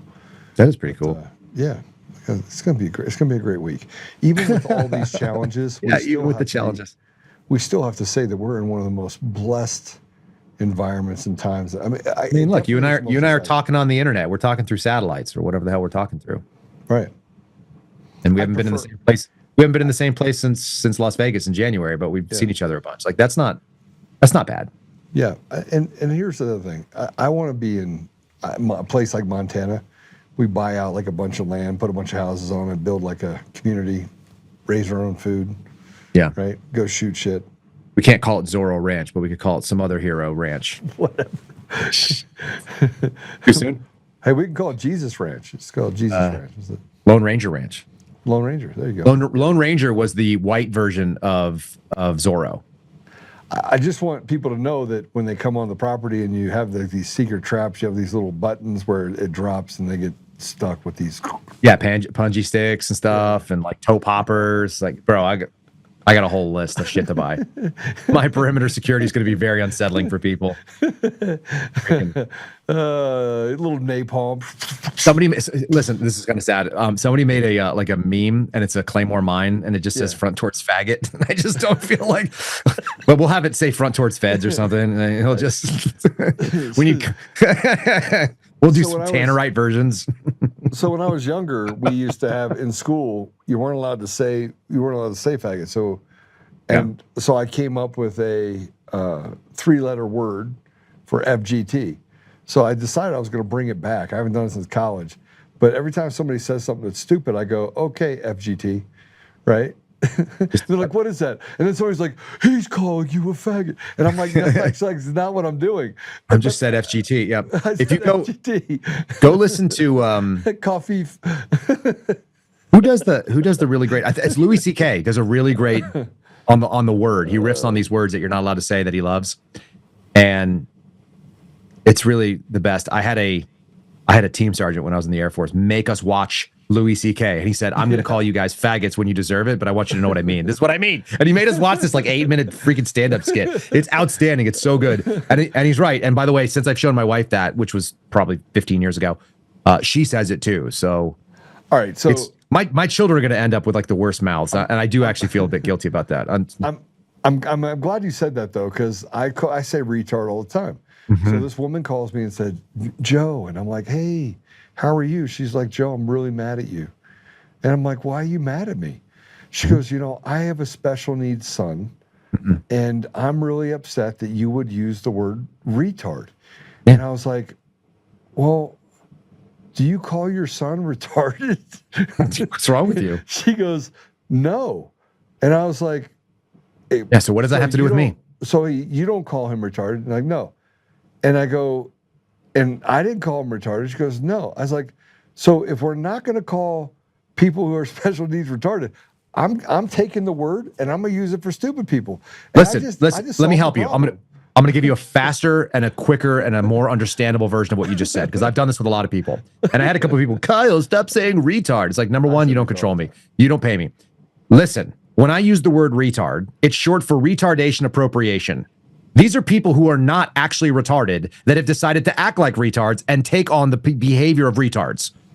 That's what I'm calling. If you're mentally unwell, if you're unable, if you have a special need of some kind, if you have some, like, you're doing retardation appropriation if you're pretending to be that. Yeah. And there's plenty of people who are certified retarded that are not actually special needs. They haven't been diagnosed. They don't have a genetic condition. They're not adding a chromosome. Okay, they're just people. They're pretending to be retarded, and I'm calling out their pretend. It's the same as a man dressed up like a woman. Like, I'm calling you a thing. I'm calling out what you are. You are acting ridiculous. You are appropriating something that is not yours. You are a man and woman face. If I call you retard, I'm saying that you are pretending to be retarded when you in fact are actually not allowed to have that. And I would never do that to a person who's mentally unwell or special needs, whether they have mental illness or whether they have like some sort of disability. I'm not gonna. And by the way, if you call people that, there's something wrong with you. There's regular dudes like you and me that will hit you in the face for saying that. Yeah, absolutely. But if you act like one of those people and you're not that, then you probably need to be told retarded, so we don't have to hit you in the face. I totally agree with you fully. Retardation appropriation. Take it. It's all yours. Retardation appropriation. Write that down. Retardation appropriation. I'm gonna tell everyone that now. It's short for that. Bro, it's good to see you. It's good to see you again. You too. It's good to hang out Thanks, with you. Bud. Yeah, I gotta go shake this cough. You gotta shake that cough too. Yeah, don't make any plans on the 18th because we're. All right, I'll go tell the scheduler. Yeah. My scheduler is downstairs. Or I can just bring a bunch of steaks and we can have steaks and good stuff and do whatever. We'll figure it out. Are you gonna drive the cyber beast thing? Daggone right. All right, cool. Well, my neighbors will know that I have some gay friends. That'll be good. Okay, happy. All right, love you, bro. See you. All right, love you too, bud. All right. See you soon. Well, today was packed, but I guess the outcome is are you black pilled, red pilled, white pilled? What are you at this point? And we find ourselves over and over and over again talking about the ridiculous they're trying to convince us doesn't exist. So our elections are stolen, and the people in power are semi-retarded, and they want to tell us that their hands are broken.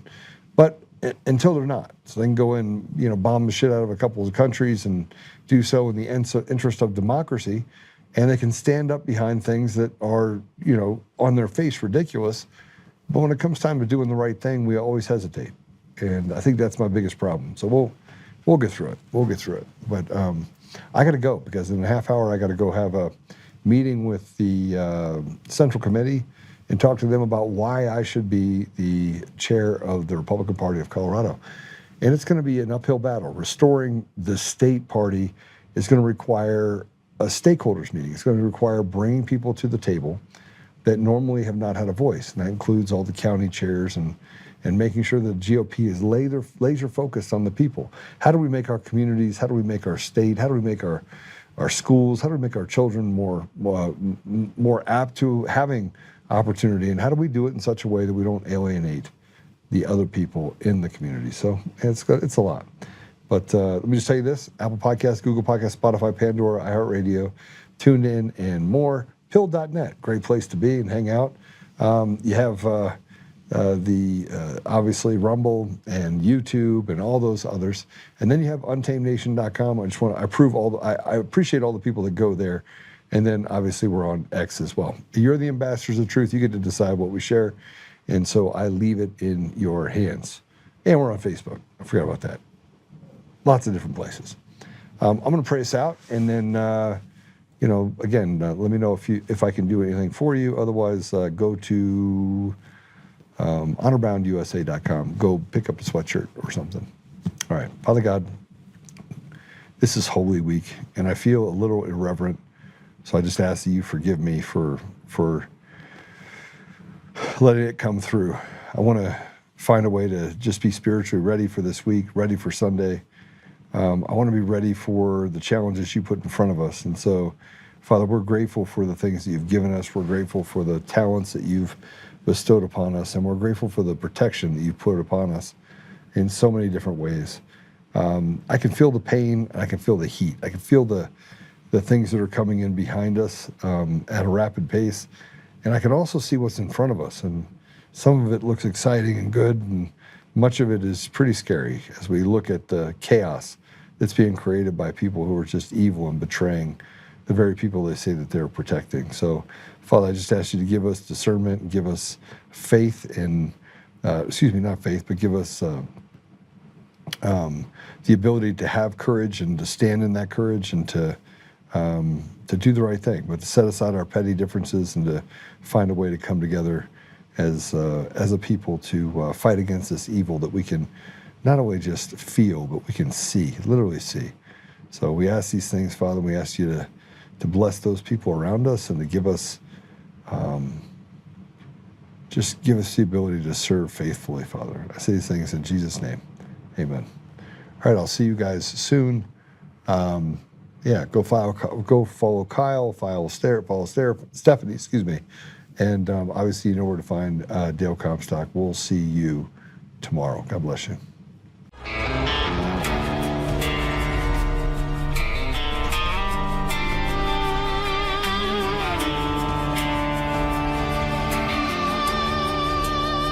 Rise up untamed in the heart of the fire where the wild ones roam. Joe Oltmann's calling, bringing truth back home. From conservative daily to this untamed fire, we shatter the silence, lifting spirits higher. No chains can hold us, no lies can prevail. Authentic and fearless on this rugged trail.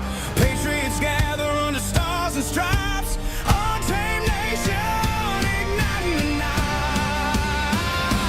Untamed nation, let the truth roll out in this land of the free. Standing proud from sea to shining sea, we won't back down. Catch the fire, wear the crown. Untamed nation, it's our battle song, motivating hearts where the brave belong. Yeah, untamed and wild, forever strong. Play it again all night long.